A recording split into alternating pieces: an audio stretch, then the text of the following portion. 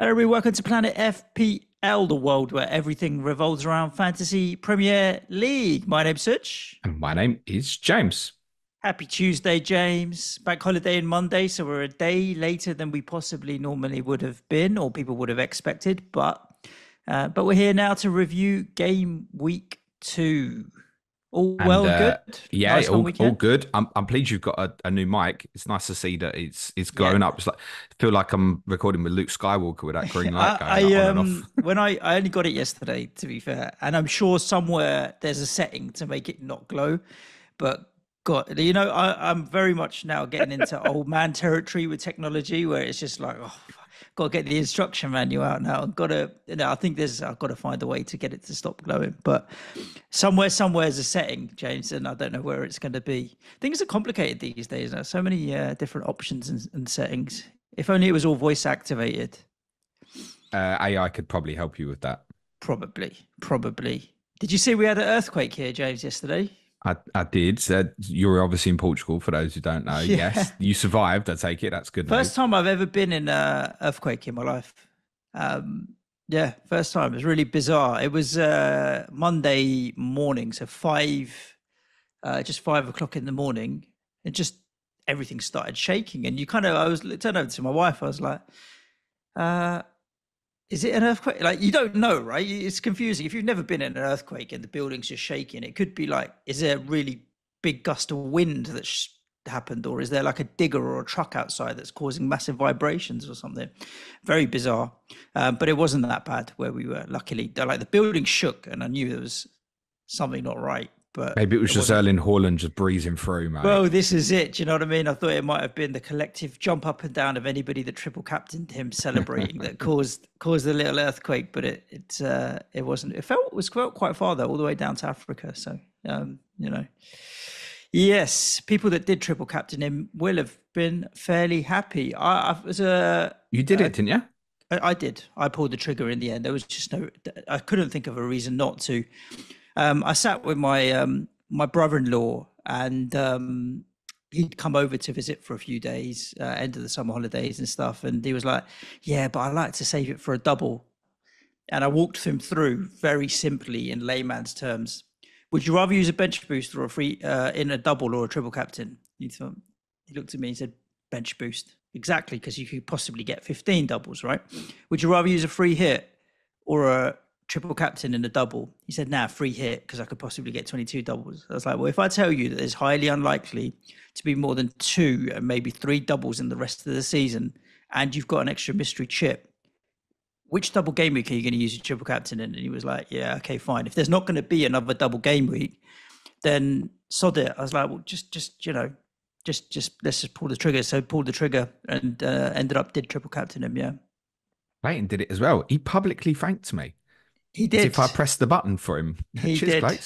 He did indeed. I think it was exactly that same logic for him though as well. Was there's not likely to be that many doubles. So Ipswich at home for the Norwegian is the one, and we should thank Ipswich for scoring early, because that clearly was His City off, did it?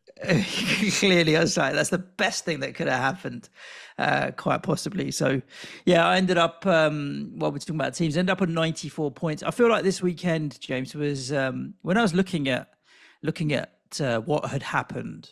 I felt like describing this weekend as it's what they do, kind of was the general outcome. Like, Leandro Trossard comes off the bench and scores. It's what he does for Arsenal, right? Erling Haaland smashes in a hat trick against the promoted club. It's exactly what he does. I was then even looking at Thomas Soucek comes off and crashes into the box and scores. It's what he does. Sonny, right? 2 goals again, tearing in. Like, he looked fit, It I was would good say. Saturday. He just looked fit, like he had some legs in him again all of a sudden. But it's what he does. Arsenal keep a clean sheet. It's what they do. There were so many predictabilities from the weekend. Cole Palmer tearing it up. We should have known better, right? Really, that's what he does. And it ended up being like 94 points off a triple captain. Isn't too bad. I like 17 points off my triple captain. I'm very happy with. We call it a 10-point chip, right? If you get 10 points, you're happy. But you're I would have delighted said, with that. yeah, 10 is the floor I would want anything 15 and above is like a major success for me. So I think even when he was at 13 points, I would have said, you know what, it's not a disaster, it's pretty decent. But the final goal made it good. Emil Smith Rowe with a 10-pointer came in for me. Assists for Saka and Jota, clean sheet for Gabriel, and clean sheet for Porro was my lot. No return for Leno. He keeps chipping away with the odd save point, but no clean sheet as yet. Again, another 1 goal conceded. Nothing from Munoz, but I couldn't care less about that one. James, Nkunku, Muniz, and Isak with nothing. I think my only takeaway now going into the next week is fires to put out that we can talk about. Like a lot of people will have been discussing which problem to solve. I've got Nkunku benched at the weekend. I've got Lewis Hall benched at the weekend. I've got Jacob Murphy. One of these days he might make it to 60 minutes. So I've got 3 players there that are all potentially problems. So I need to consider what I'm going to do with that going into game week 3. But I just can't bring myself to because it's international break. And I think this international break is really psychologically blocking me from pulling the trigger on the wild card. I feel like I'd rather just ride it out for a week. It's not unlikely that Murphy won't still play. It's not unlikely that Lewis Hall may still come back into the team or Nkunku will start. I feel like riding it out into the national break and then making sure I come out with no injuries. Did you use the transfer this week? Yes. I sold Solanke for Muniz. Okay, yeah. You and a lot of others, including me. And Muniz was really very much a 2-week punt before I moved on to João Pedro for Brighton's 2 good home fixtures, Ipswich and Forest, isn't it? You're going to sell Muniz before he plays West Ham, yeah? Yeah. What happened last year when we played Palace? They scored 5 and this year we beat them. So what happened with Fulham? They scored 5. This year we're going to beat them, James. It's okay. How superstition and statistics work. Exactly that, right? Okay, Matt. Early thoughts on what you may do then? Roll this week if I can. Because I like to roll into the international break, James, and then have 2 coming out the other side. I've already earmarked for game week 4. Like, I want Brighton. So Muniz to Pedro and Murphy or Nkunku to Mitoma or Minte is what's on the cards. If Ollie Watkins has a price drop, it's not inconceivable that I'll move Isak to Ollie Watkins sooner, just to take advantage of that. Like this week, it's not inconceivable that I'll move Isak to Ollie Watkins 1 week sooner, because people are going a bit cold on him potentially. I mean, he should have scored at the weekend. Let's be honest. There's some Newcastle concern that I have. I'll talk about it in a bit. Yeah, I think that's the third move I made. Like, if I didn't do that this week and I felt fruity and I had an okay game week 3, I'd consider a hit to do that as well. So it's interesting. I think you're in the same psychological space that I ended up in on last Friday week. Once Solanke was ruled out, because I was near certain that whatever I did was going to be a 1 week punt rather than, I'm buying him in for a period. You're now in the same instance. Be like, well, is it going to be worth the transfer? And it's interesting how the psychological impact of being able to, I don't have to use that one transfer before I roll wild card because I've still got it on the other side. Yep. That's going to play on people's minds, because I really knew that Muniz was going to be the answer for me if I sold Solanke. But I'm weighing it up and I'm like, if he doesn't score, that's a bad transfer, basically. Now, listen, I won't judge it on the outcome. He had 7 efforts at the weekend. Fine. If you'd have told me that before the game, I'd be like, yeah, I'm going to go and buy him. So, okay, outcome doesn't happen. But yeah, it really caused a bit of debate in my mind about going to games. Because it was like, is this one transfer afterwards going to be more powerful for me? But at the same time, you're walking into the weekend, Suj, with some issues.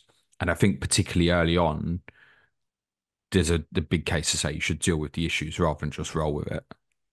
Yeah, I don't think enough to justify the wild card, though.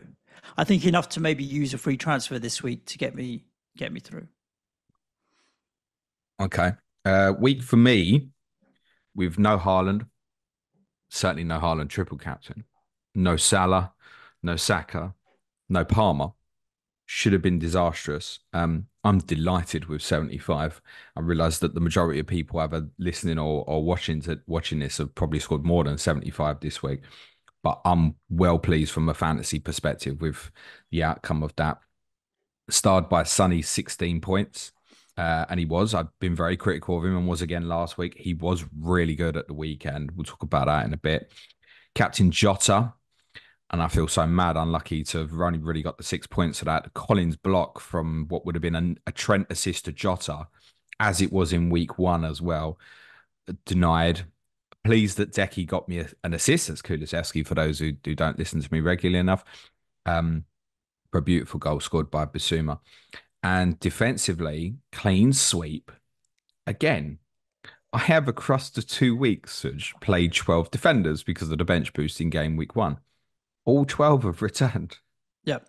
That's madness based on what we saw last year. And obviously, the big thanks on that from the fantasy perspective has to obviously go to the doubles on Arsenal and Liverpool, so Van Dijk and Trent.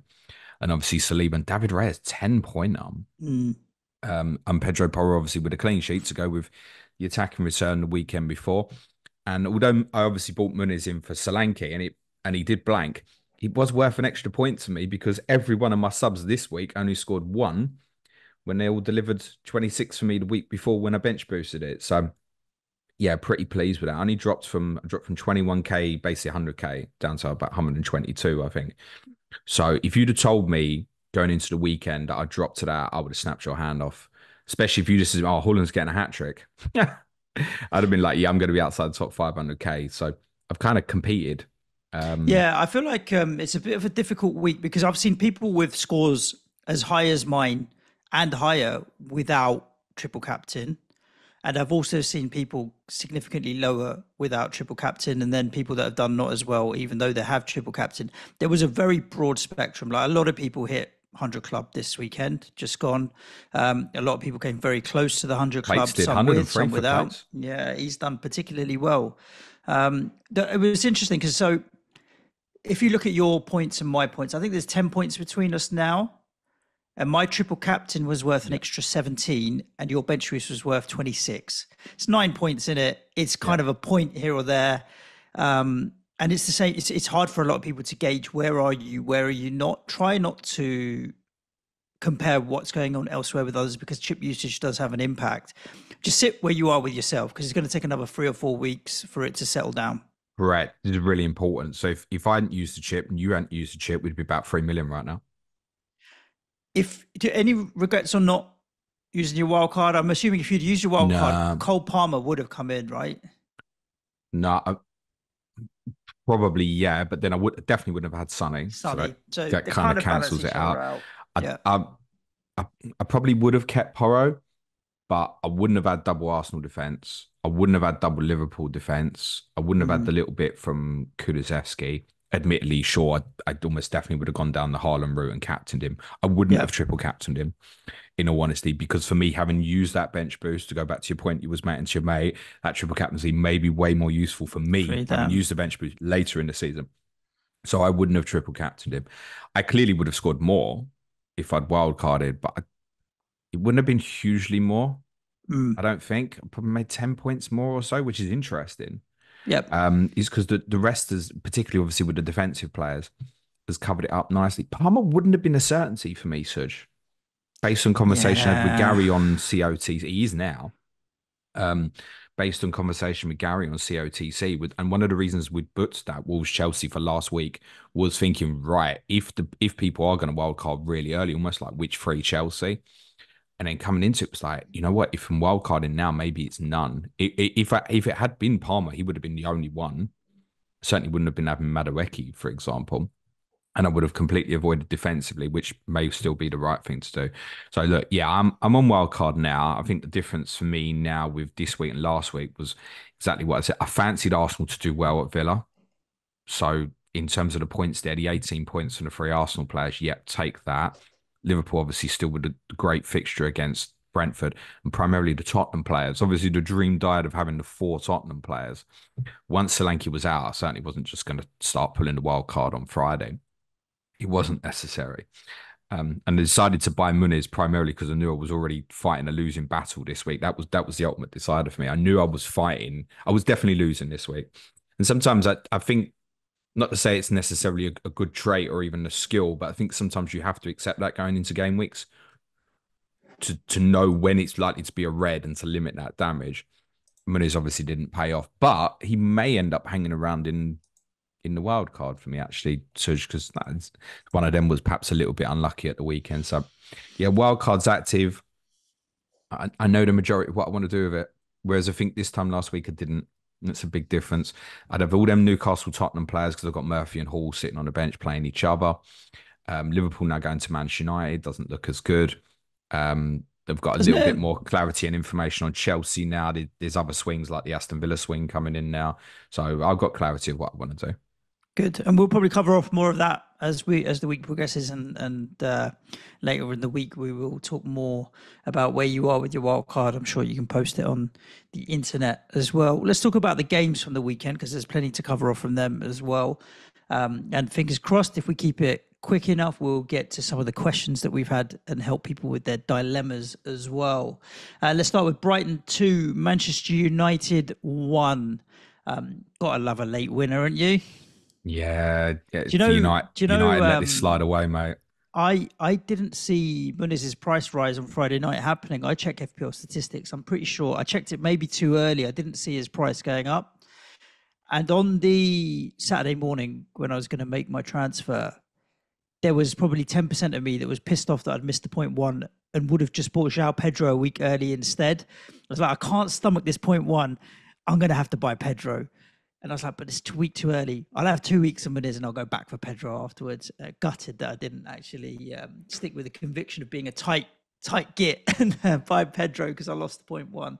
But you got to love a 95th minute win. And Brighton 2 from 2, looking tasty as well. An XG of over 2, 14 shots. I was hugely impressed with them, actually. You weren't, no?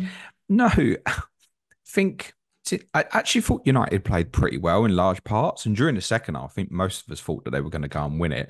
It was obviously the bizarre disallowed goal, which is obviously correctly ruled out for offside, with Garnacho's tapping, hitting Joshua Zirkzee's knee before it crossed the line. If that goes in, United win. And I don't think during that period of the game we could have necessarily said that they didn't deserve it. I think they had good openings in the first half. There was a brilliant Dalot cross for Diallo that you should have done better with. I thought United did all right.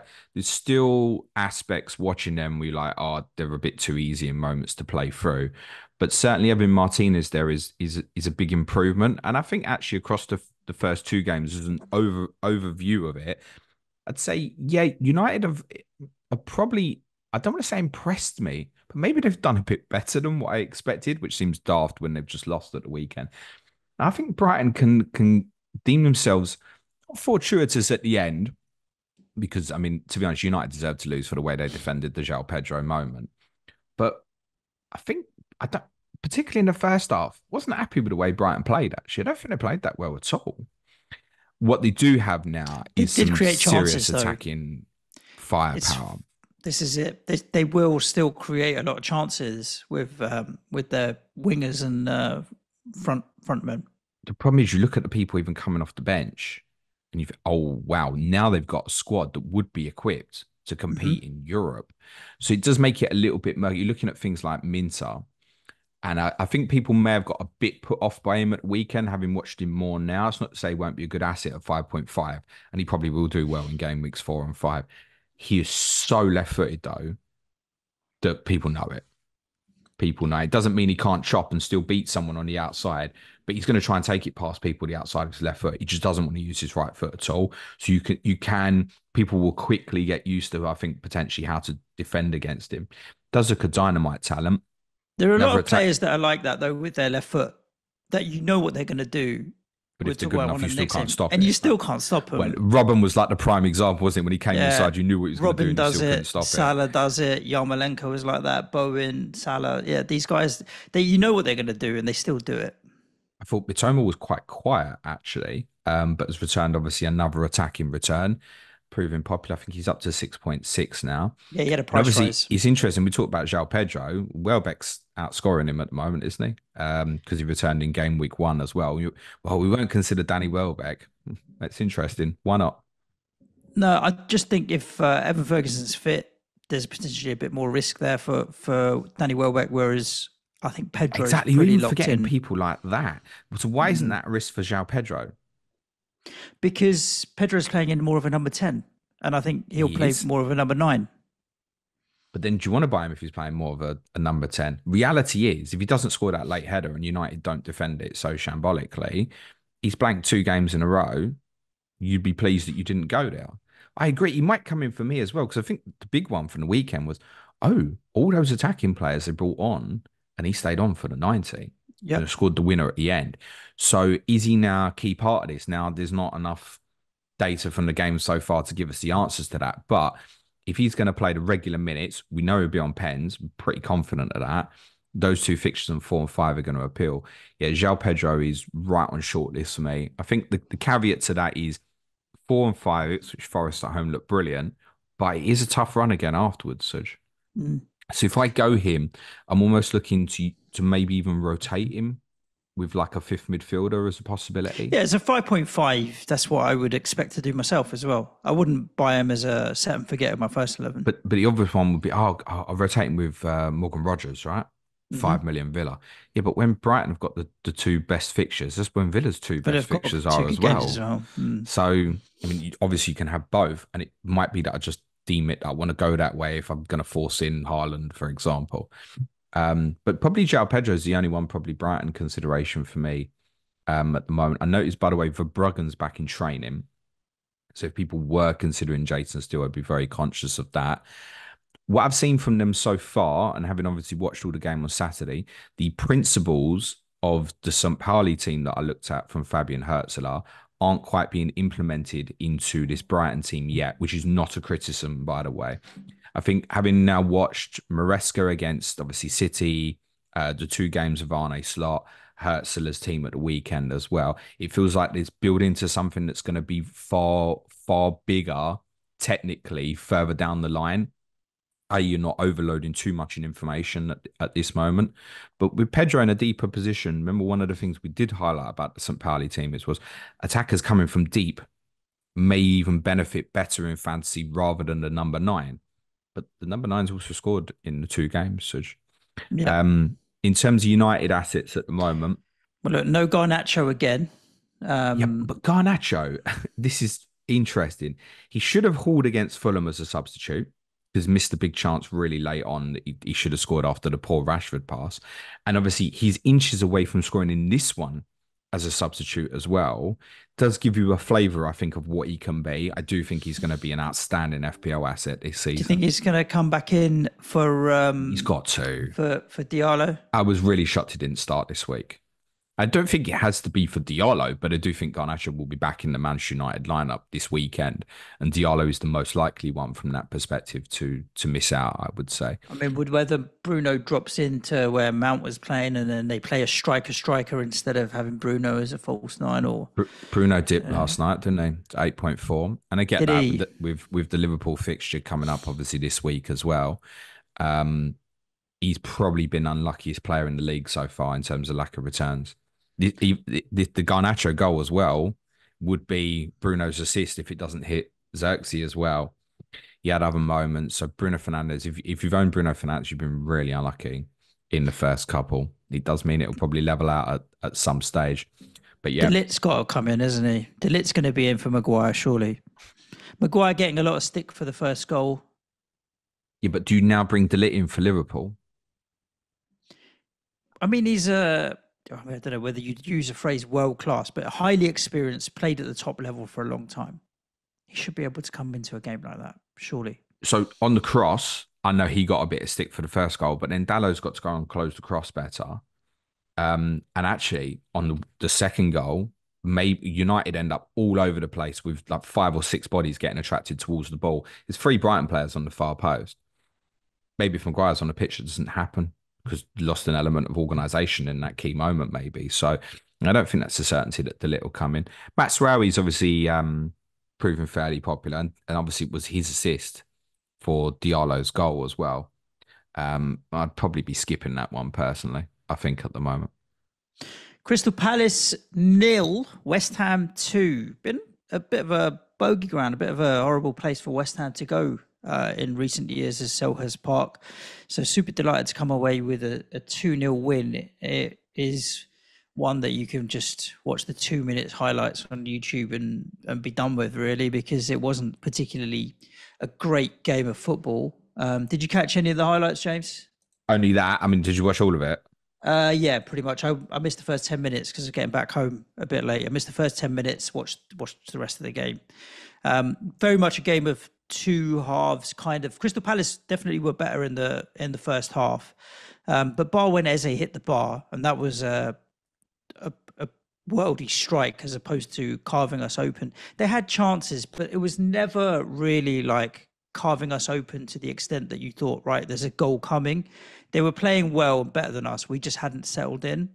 But we still had elements of control and growing in a bit of defensive stability, particularly with the centre backs. I thought Mavropanos and Kilman were actually had quite decent games. I've seen this game before, and it reminded me of the Wolves game at the end of last season. If you remember when James Ward-Prowse scored the corner directly because of the wind, It just felt like Wolves had been better in the first half that day as well, but we had better players and more firepower to come off the bench. And eventually, it wasn't a case that West Ham were vintage and deserved to win, but we had the better players. You see it so often where it's just who had the bigger guns. We did. So that's what eventually happened. And then to be able to bring on Fulkrug and Wan-Bissaka, when Alvarez came on with Rodriguez, that as a double pivot was really good because it just had a lot of mobility. And it's funny how that then gives the front players a lot more creativity and freedom. We talked about chopping in on the left. When Bowen was running in, you saw the goal. You know he's going to just cut in on his left and shoot, but you still can't stop it. So, yeah, I think the big takeaway from a West Ham point of view is no change in the starting lineup. He didn't bring anybody. He didn't start Todibo, Wan-Bissaka. Alvarez was fit again, Fulkrug. He didn't bring any. They all came on, and the game went from 0-0 to 2-0. Says it all. So I think we could definitely see them. I think a lot of those guys will get a start midweek. It's EFL Cup this week, so we'll see a lot of the new signings and players that are trying to be integrated back in. Not just for West Ham, but I think for a lot of clubs, they'll get minutes this week in the cup, and then do you chuck them in against City? Why not? Right? It's a free hit, City. I feel like. I think Wan-Bissaka will. Yeah. Because of the ability, him defending, say, Doku as and an Premier example. League experience. You can see that, and yes, there's no acclimatization or anything. He also decided on the goal to turn into prime Cafu momentarily. Some Manchester United fans may have briefly been saying looking back in anger, but no. Don't look back in anger, Manchester United. You'd be better off with Matsuro, but you should be happy with what you've got. Well, look, 15 million for him all day long. I'm going to take that. And he looked like he played well. And Kilman had a good game as well, bursting. And he would burst through and put the ball through to Bowen. That was a nice pass when he burst through. So overall, I think we've got to look at the positives. There's definitely the start of where Lopetegui wants to go with West Ham. I still think Bowen. If anybody wanted to go there, I don't think I'd buy him now with City coming up, but is a consideration. Kudus, I don't know. He's still the most awkward but effective dribbler in the league. I've seen that one amazing dribble he had. But that's every game. That's every game. It's every tackle. It looks like he has lost the ball and yet never loses the ball. I wouldn't describe him as the best dribbler because he's not got the elegance. Like a Mitoma, for example, is a very elegant dribbler.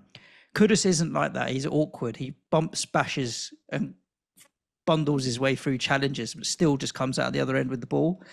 He's incredibly strong like that. He's still there. But with City coming up, you're not really interested in anything to do with West Ham.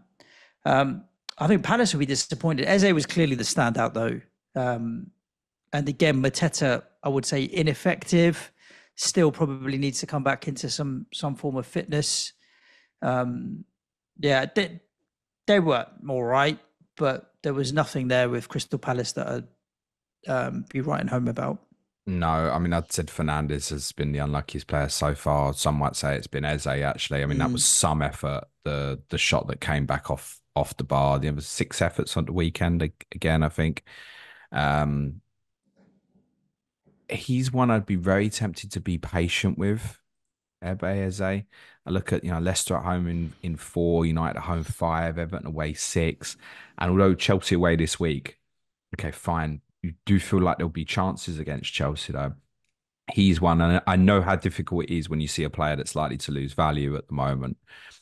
It'd be really difficult to hold on. He's one I'd be really, really tempted to keep a strong element of patience with at the moment. I guess the problem is you've got to kind of think ahead and think what other people are going to do. So there's two sides to this. One, he blanks again this weekend and you get even more twitchy about it. But then it's Leicester at home, so you're definitely sticking. But could we be sitting here this time next week where he's done well this weekend against Chelsea and then there's a surge for him? Could be. Yeah, I think at the moment he's struggling with, like, we sometimes talk about, is he the same without his mates? Well, he's not got Elise and he's not got Mateta because Mateta's not the same Mateta that we saw at the end of last season. Now, another week of training, Mateta gets a little bit sharper, a little bit fitter. And does that open up and unlock a little bit more for Eze potentially? And like you said, he still had chances. Like, there's no doubt in the talent of the player. So, yeah, I probably, the likelihood is he's not your biggest problem to solve this week. No, I'd probably stick with him in most cases. For everybody, someone's gonna have, even if you've got Barco sitting there as your third sub, you're almost better off to fix that than you are to go and try and move on a player of Eze's talent. Yeah. Time recording Tuesday morning as well. It does sound like this Mark Gay move to Newcastle might be nearing a conclusion. Maybe seems to change by the day whether it looks on or off. Obviously, if he goes, obviously Anderson's gone to Fulham as well. They played Chaddy Riyad as the left-sided centre back at the weekend, who's a highly rated player, but I can't profess to have recalled seeing him previously. We do know that they'll add another defensive player, definitely at least one, if Gay goes, but then it becomes a little bit concerning. And one thing that really stood out for me for the weekend was obviously the Max Kilman run, Such, which was great. And I know you want to get your dig into the Wolves guys who kept saying not at all. It was shit. It was not at all. It was only because obviously they're complaining about defensive issues, which we'll talk about.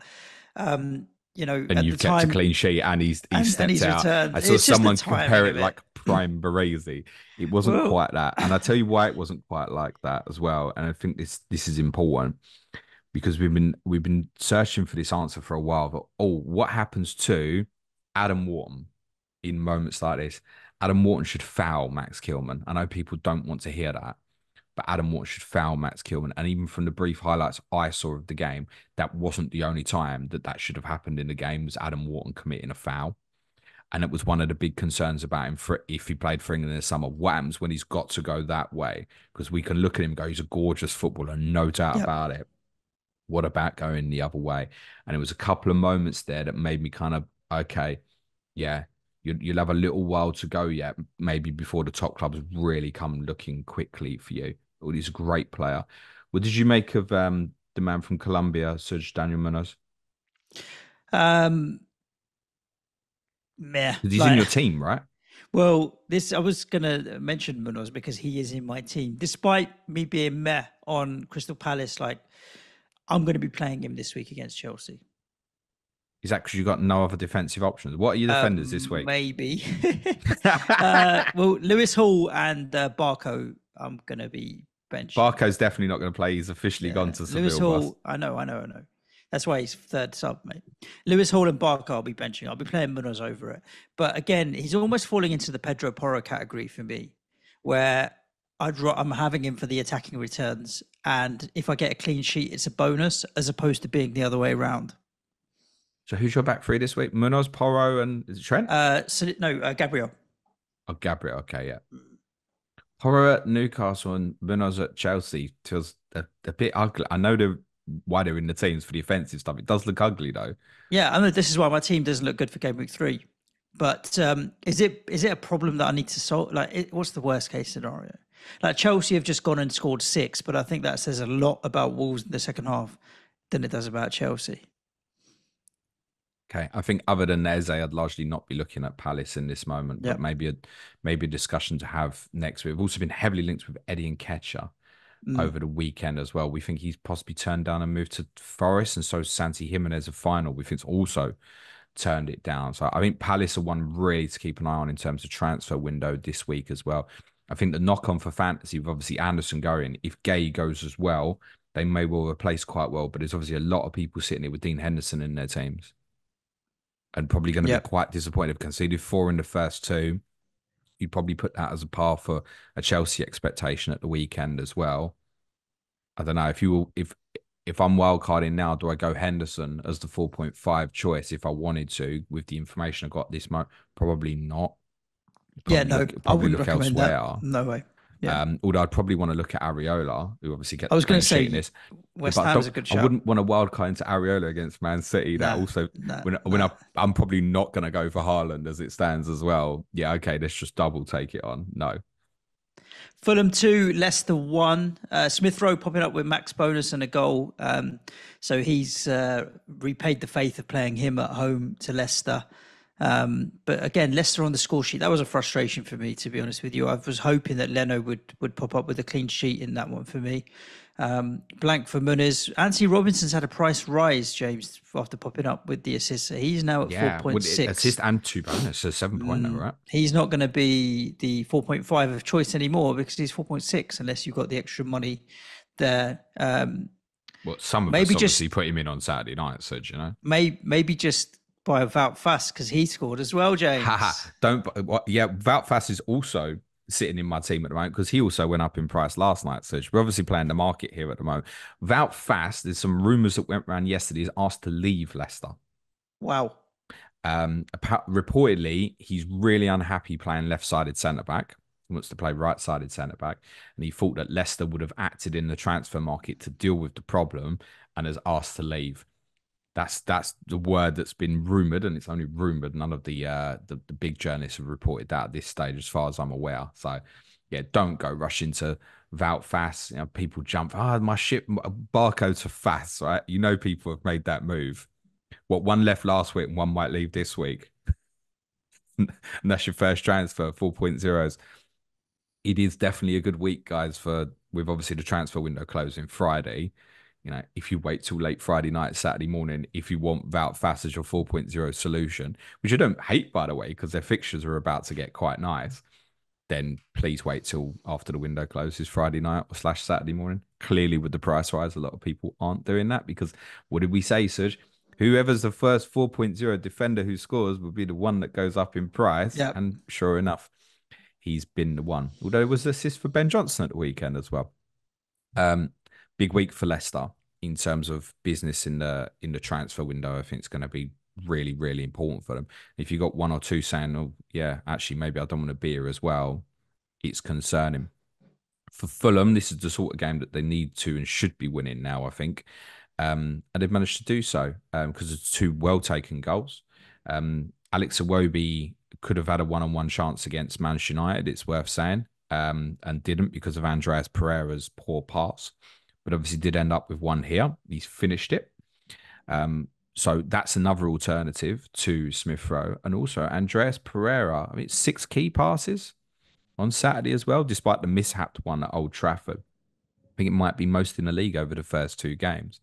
There is some speculation that there might be some interest in him from other clubs. Fulham have obviously got Joachim Anderson to add to this, which solves the right-sided centre-back problem that we said they were a little bit concerned about. I don't think it's a guarantee that he goes straight in for the weekend. It might just be that he stays with Diop and Bassi for Ipswich away. But that's the solution to the problem that they had. But also Ipswich away is a easier game to break him into. Unlike, you're not going to chuck Todibo in against City. You can chuck him in against Ipswich. You say that, but Arne Slot took Quantz off the pitch at half-time at Ipswich because of issues dealing with something coming into him quite directly. You say, well, Anderson's experienced the league. Yeah, but Anderson's not used to having Bassi on his left and Tete on his right. So he's playing with different partners. Maybe doesn't know what they're going to do. So maybe even the period I mean, I guess he'll probably play for Denmark over the international period, but it might be a period of integration before he goes straight in the team. And he is quite well owned as well, right? So I guess Hmm. to be people seeing him not playing at the weekend and binning, I would still, for investing in new, Robinson would be the one defensively. I If do you can this. afford him. I do, despite the fact he's got the assist at the weekend, do still have quite a suspicion that it will be a lot of all fart and no poo, basically. Because I don't think he'll score many. I think there'll be some assists. This isn't a common assist you'd expect from him. He's played a pass from his own half, right? It's a lovely pass, but he still needs a Iwobi to go through and finish the chance. Smith Rowe, Muniz obviously on radar for me as well. It's a good run of fixtures. You're going into Ipswich away, West Ham at home. Newcastle at home might in 5 be a better fixture than it looks in this minute as well. Forest away in 6 is fine as well. And actually, their fixtures, if you remove the Man City game in game week 7, are pretty good longer term till 12. So, for example, Suj, unless you were pulling the wild card, Bernd Leno is not a massive crisis problem No, for not at you. all. You are going to stick with it. Yep. I mean, and he's still, both games, he's picked me up an extra little save point here and there. So when he does get the clean sheet, which I'm hoping will be this week against Ipswich, he's quite often on the bonus as well. So it's kind of weird with keepers. I'm happy let's say after 4 weeks, he's got me an average of 4 points a week, 16 points. I'll be happy with that. Do you know what I mean? If he gets me a 7-8 pointer in one and then a 3 or 4 pointer in another, I'm happy with that. So yeah, No efforts for Vardy at the weekend. no. I think for me, if I'm looking in at a forward at that price bracket, I'm more looking up to Muniz or at the same price. Yeah, João Pedro. Yeah. Manchester City 4, Ipswich 1. Ipswich had their moment and got the lead, and then 10 minutes later got the slap in the face that is called Manchester City, Kevin De Bruyne and Erling Haaland.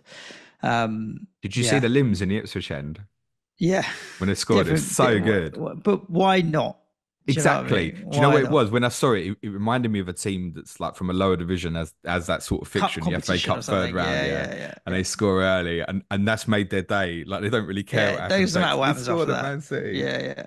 Yeah. Good luck to them. Their joy faded away little by little. As Obviously, a non-City defensive owner, because I gambled, and in game week 1, I gambled Gabriel over Gvardiol, with the view that if Gabriel got me a goal and did a clean sheet in game week 1, and I still wanted to take a hit and move to Gvardiol, I could. Gvardiol might not start in game week 1, which he did, but the payback came in this week, not last week, which is when I didn't expect Gabriel to outscore Guardiola. But with no defensive City coverage, I was quite happy to see that goal go in. And also to go in so early was the kick up the arse that I thought, right, okay, come on, it's robot time now. And yeah, he's not. You saw the interview he did after the game. no, I He's haven't not actually. okay. He's not, his communication. He's not quite all there. Haaland, He yeah he's yeah. different. He's He's just, different. yeah, absolutely. He's just a goal scoring machine, though.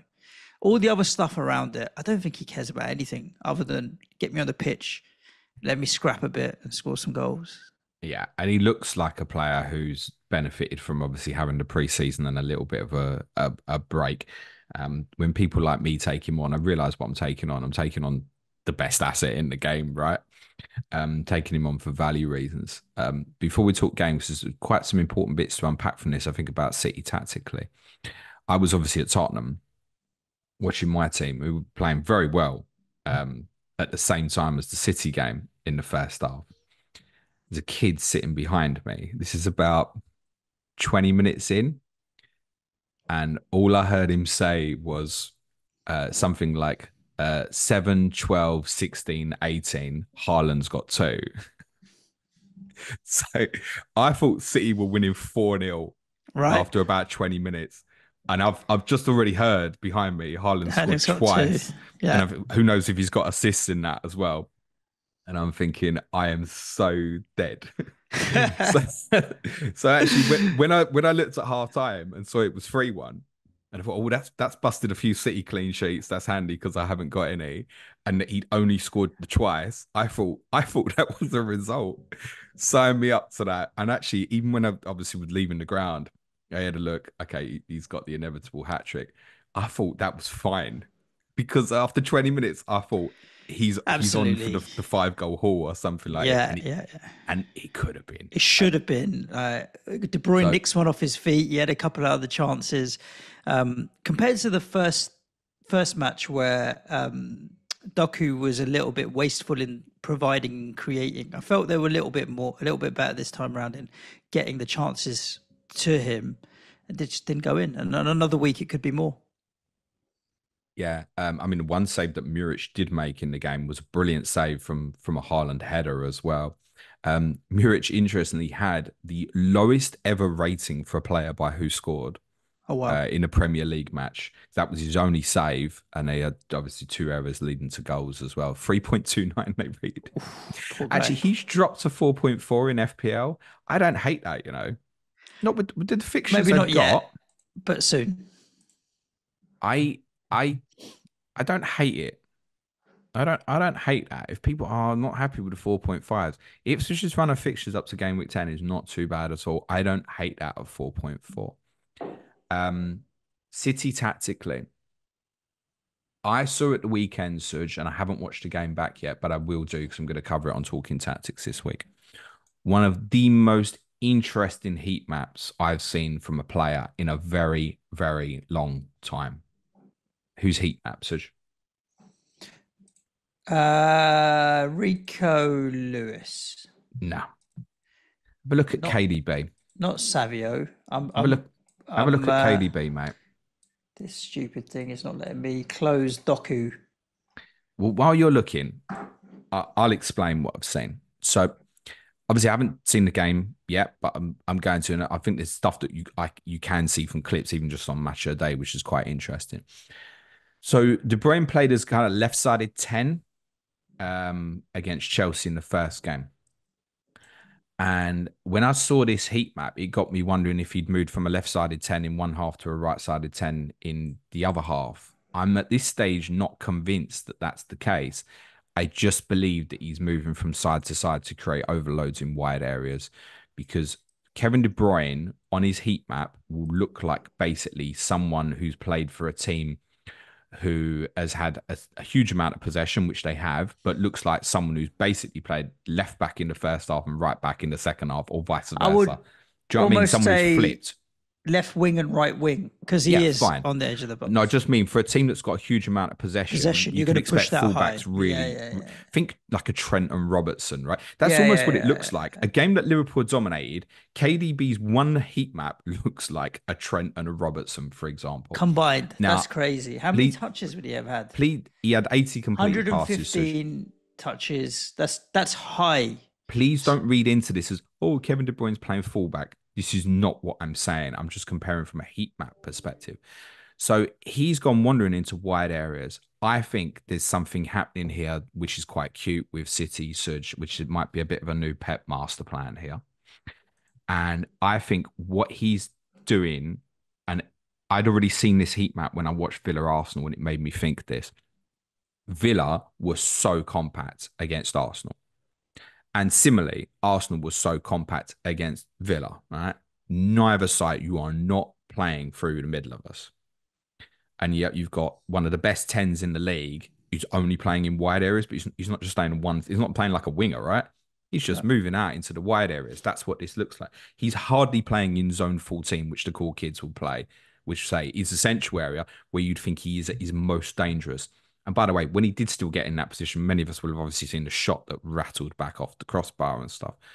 But I think what Pep might be trying to do here is create scenarios to counter teams' inevitable low blocks against City, and where they're going to say, right, do us out wide, because you've not been a huge problem to us in wide areas. You've had Alvarez, Foden more inside, De Bruyne obviously when he plays, and Haaland centrally. You're going to have to go around us. So what does City do? So invest in someone like Savinho to basically replace Mahrez. Was obviously intention to play Oscar Bob more this year. Doku out on the wide area as well. If you've got De Bruyne creating overloads in the two wide spaces as well, this might be City's new route to causing problems for the opponent. Very interesting, because the reality is that your Doku and your Savinho are speed merchants that will maybe get to the byline, get crosses in, or trickier that will take people on. De Bruyne is probably the foil to that, where he can pick a pass. Like if De Bruyne is picking it up in that area, he's either going to thread a through ball through with pinpoint accuracy to one of those wingers, but he's also got the best delivery to just whip it in. Like that guy can put it on a sixpence all day long. So The point you've is, opened up multiple areas of threat by using him in either of those two areas. Haaland's second goal is a ball in behind from De Bruyne, right? Hmm. Where's De Bruyne? Stand on the touchline. Yep. I mean, he's done that before. Yeah. Yeah, but probably not specifically, certainly on that left hand side. When we think of him at his best, we think all that half space on the right where he Yep. can either slide someone in or he plays Whip that it. cross like Yeah. Trent, which is almost Yeah. undefendable. Yeah, that's really interesting. I'm going to watch this back to find out exactly what happened and if there was like a particular lean in one half and a particular lean in the other half, or if he's just going on the wander. Also, really importantly, I've said to you, Suj, that I think he's becoming a problem for City. Not This is anymore. like this might be like a new way to get something back out of him and And stuff as I mean, well. is that a price rise to 9.6? Any consideration? Because Foden's gone the other way to I 9.4. let it go. I let it go.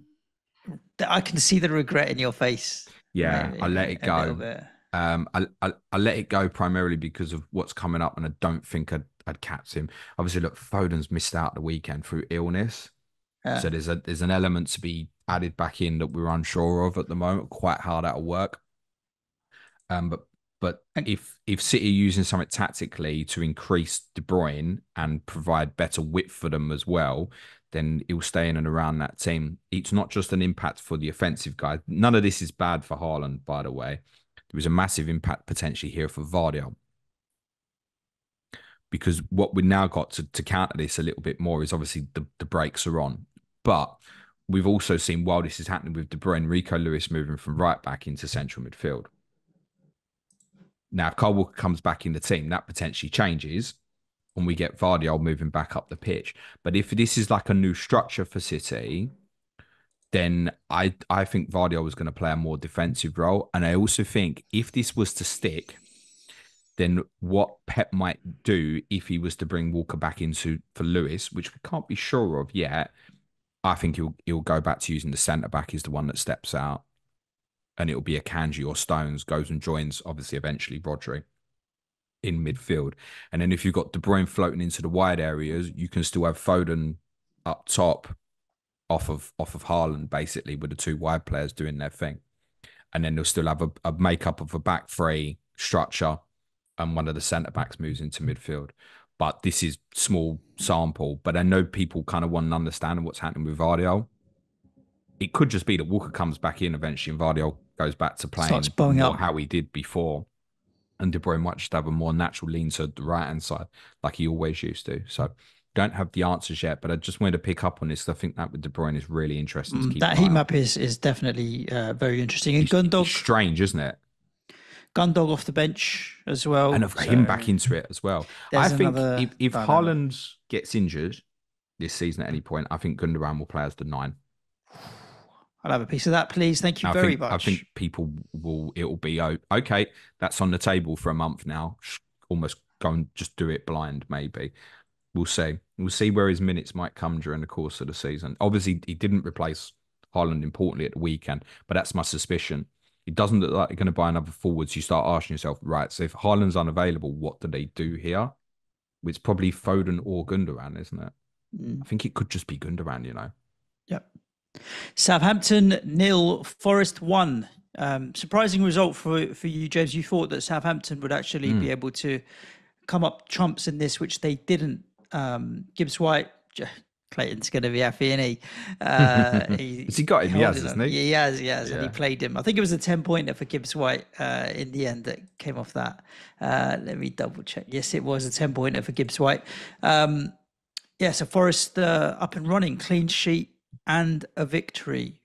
What I've seen from Southampton fans and highlights is that they're playing well, but not creating chances. It's like they have a system and they have a style of play, but nothing in the final third or in and around the opposition penalty box. And that is a problem because you don't score goals, you don't win matches. So I watched back the period at Newcastle before the red card for talking tactics last minute and was thoroughly impressed with them.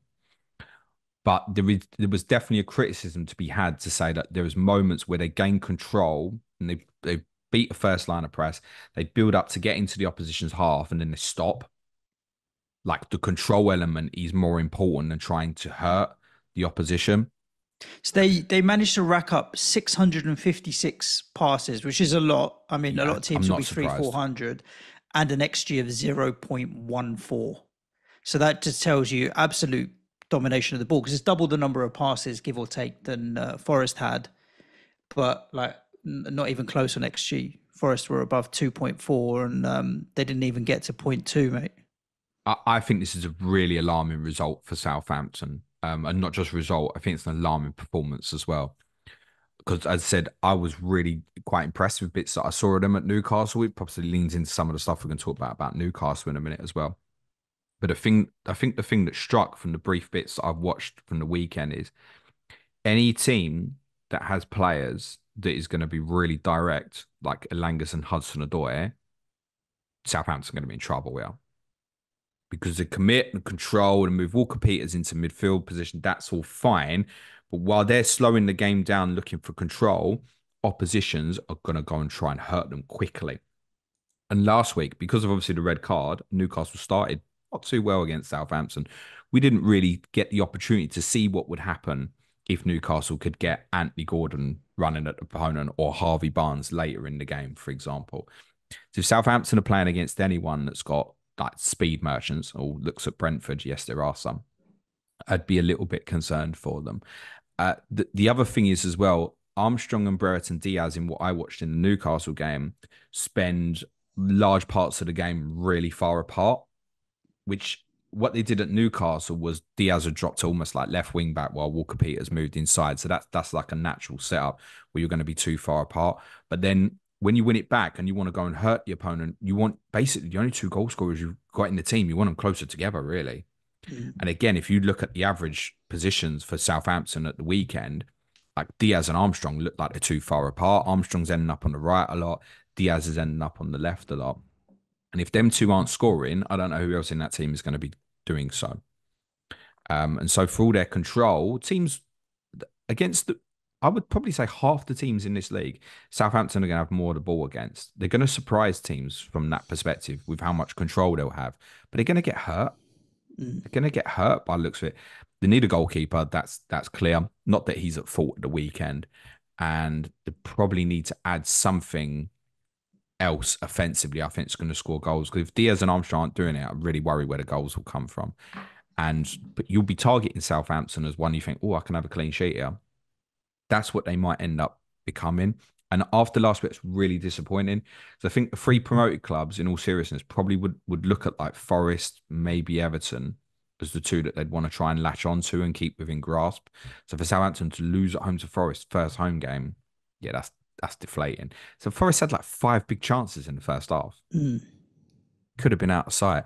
Milenkovic, who came back into the team at centre back, his XG was nearly 1. Wow. And I know a few have highlighted that. The only thing I'd say is like if you wanted to go for Forest, you probably should have done it at the start. Obviously, you couldn't go with him if you knew about the suspension. But after Wolves this weekend, it's Liverpool away, Brighton away. So if you find the right rotation, it's fine because their fixtures for quite a while is okay where you might want to play him in home games. And I guess maybe he'd be the one to go to now at the moment, particularly with obviously Forest buying Alex Moreno at left back. Aina can play left back or right back. So I guess Milenkovic as an attacking threat over Murillo if you wanted to invest in Forest. But it's worth keeping an eye on them this week because as I said, we think Nketiah and Jimenez both turned them down. So don't be surprised if Forest end up going for something wild offensively this week that's left field. So keep an eye on them this week. They'll do business. They can't help themselves. No doubt about it. Good win for them, though. Spurs 4, Everton 0. Obviously, the talk was obviously Solanke not being fit. What would you do with your attacking players and who would play up top, who would not? Would Richarlison come in? Decky obviously ended up coming in to the middle with Maddison. You started Odegaard, which not a lot would have seen, but maybe Ange thought, you know what? It's Everton and they are bare bones at the back. It's a good game to get him in. And Sonny up top. And has ended up being a comfortable routine win. No one condones the abuse the players were getting at the train station, you'd have seen that nonsense. No. The Everton players, No, I'm not seeing it. they were getting the train back, and there were fans all lined up just shouting dogs abuse at them, that in a very horrible way. I've not seen that. Okay. Yeah, not nice, because I just don't think you need to be twats like that to other human beings. But comfy win, as you would expect. I mean, I say as you would expect. Just Everton, if they don't get players back, at the moment for me, it's target Everton, and they've got 2 of the next 3. So they go to Crystal Palace next, don't they? No, sorry, they have Everton, Bournemouth next, at home, then Villa away. and then Leicester in 2 games after that. And if they don't get anything out of the Bournemouth and Leicester games, and you don't expect them to get anything at Villa away, that's a grim first 5. Palace not going to be easy. Newcastle not going to be easy. Ugh. Okay, let's start with Everton. I wasn't aware of that situation at the train station, which is quite interesting because I don't think I've ever known Everton away support to be so quiet. And listen, the way the game started is inevitable that it did become that. But even pre-game, wouldn't have even known it was there, Suj. So Wow. I think there's a feeling of apathy from Everton fans at the moment. And I'm not quite sure why it's there. That obviously had a bad result last week, but it did finish last season really well. And I don't know if Everton fans were hoping for a window where they were going to buy players or stuff was going to happen. Have held on to Brentford, and it's important to say he's obviously a big miss at the moment, and we presume he will stay this week. I said it years ago, 5 years of pain. What, we halfway in? Roughly. More to come for Everton. Everton will still be all right, I think. On that performance of what I saw on Saturday, you'd go, they'll go down. But I also feel like I've been here before with Everton. I remember losing 4-0 at Villa. Was it opening day of last season? Game week 2 of last season, was it? I think. Lost 4-0 at Villa early on it was either early on last season or the year before. It's like, I've seen this before. They'll recover. And Sean said this in pre-season. He said, we start slow. Avoid our players at the start. He was really clear on that. And if people took Sean's advice, that was one of the bits of advice on Correspondent Week, was avoid Everton players at the start. They do need to do something offensively. Calvert-Lewin is a problem because it's just, unfortunately, he's a shadow of the player that was kind of at one stage Harry Kane's first choice backup for England. That day will never come again. We think he potentially wants to leave the club as well. He's in his last year of contract, so I wouldn't be surprised if something happens there this week. It's not like they can particularly afford to lose him for free. With their finances, they'd almost rather take 15 million or whatever they get for him. Obviously, the game was long gone, but once Ilman and Dyer came on and looked quite lively, and I think he'll carry some of that support for Everton, where there'll be someone there that they can believe in. They'll want to get him into that team soon because he was quite lively. Also, by the way, shout out for Josh Dixon, who played right back, because I felt he equipped with it pretty well for a young lad that most of us had never heard of till we saw the team sheet on Saturday. Well, also summed Everton up, though. He wasn't the only debutant at the weekend. I think it was the first appearance for a young lad called Harrison Armstrong, who came on in midfield in the 91st minute, and he showed more desire to want to do something on the ball in 4 minutes of added time than any Everton midfielder did in the previous 90 put together. Wow. There's a real lack of confidence at the moment, and Dyer will help that because there's an individualistic nature to him. Give me the ball, get me on it, and he'll carry the team forward. I think it's easy to look at this and go, oh, they're in massive trouble now. And particularly when you've got your Russell Martins coming up with his new style, etc. You think, well, it's all a bit dated with Sean Dyche and Everton. They'll be fine. I mean, they'll be fine again. As long as they stick with it and trust it, they'll have a few more weeks of pain and they'll start to level out. There'll be a bit of consistency. They get Brentford back for it, do things. We all experienced it last year. How many people sold Jordan Pickford in game week 8 last year? And then the fixtures got more difficult and then the clean sheet started to arrive. Don't be surprised if it's something similar for Everton. If they stick with Sean Dyche, they'll be fine. Because there's still a massive threat from things like set plays in any game where if they defend properly, like they did brilliantly against Liverpool in April, he so nearly took a point at the Emirates in the final day of last season. Everton will get points when you don't expect them to do so. Yes, but I suppose we have this discussion every year about them. I'm tired of it. I would only say 2 things, I suppose, and both are contradictory to each other. One is the other teams like Leicester, Ipswich, that are down, and you'd expect Southampton that you'd expect to be down at the bottom are down at the bottom and don't particularly look like they're going to tear up any trees. So they're going to have some company down there that's going to make them feel like if we can even just keep ahead of those, we'll feel confident.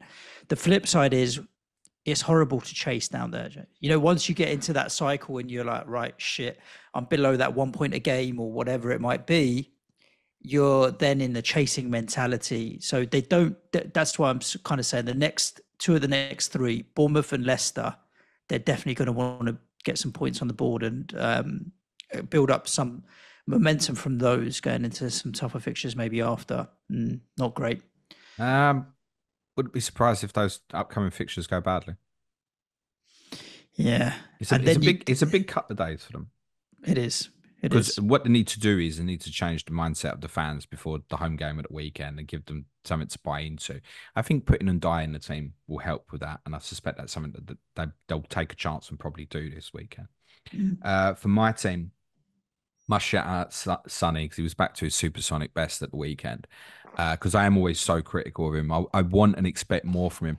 I can't have much more than the desire he showed to get to Jordan Pickford to win the ball for the second. That was one of the things I really questioned last week was his commitment. And certainly you see it there in buckets there. Pickford obviously takes a stupid heavy touch, but Sonny's got the desire to win it and gets there. Yep. And I really liked his performance. He did play through the middle. That's not going to stick. But he played through the middle. But I like the fact that he didn't stay there. He kept coming deep and joining the play a bit. And that was really helped by obviously Kulusevski playing. Because Maddison is drawn. I've spoken about this before with Maddison and Kulusevski, who are kind of, it's normally going to be one or the other. Maddison wants to come to the ball. Like, you know, it'll go to like Romero and Van der Ven, like, I'm dropping short, come and give it to me. Kulusevski's not like that. So even though they might both end up playing like the same, Kulusevski doesn't want to do that. Kulusevski wants to be found in those positions where he can go and hurt. And with Kulusevski and Johnson on that side, with obviously Porro in support, and then Son quite often dropping out that way as well. Yeah, Everton absolutely murdered on that touchline. Then when Everton overcommitted, play it out to the left-hand side and give the 19-year-old boy a run at the debutant. And Wilson Odobert was really good first half. His first touch really stands out. His first touch always looks impeccable. So it's like into him, first touch, it's out feet, let's go. And I think I don't think he'll play at Newcastle, by the way, Odobert. I think he'll change it back up because of the opponent, but a lively player to bring into the setup. I mean, Everton is a team that you can get away with a single pivot in Bissouma. If you've got two in front in Maddison, you're not going to play just Bissouma against Newcastle, whatever form they're in, because of their intensity and pressing. Yeah, I don't know if you want to play a single pivot. You might be wrong. Well, that says more about Newcastle's current state than generally. But you're going to St James's Park. Like, if he did the same thing again and you came out and lost, you would turn around and say that was a bit naive and you shouldn't have played a single pivot in there. So, okay. It's interesting. So, obviously, last year we went up there, we lost 4-0. Yep. We had over 70% of the ball. And in the first 25 minutes... They scored early, though, right? They raced into... That was 25 minutes or so, the first goal. First 25 minutes or so, we did all right, but we didn't really create anything. And Ange might look back on that and think, well, the problem wasn't actually how we started the game. It was the creativity element. And whether you've got single pivots, double pivots, if Newcastle were playing the ball over the top for Isak to run in behind, it doesn't really matter how many pivots you've got. So they're going to go direct. It might be having people up higher to win the ball back quicker. And that was certainly a facet to the game smacks as well. Of a basketball match.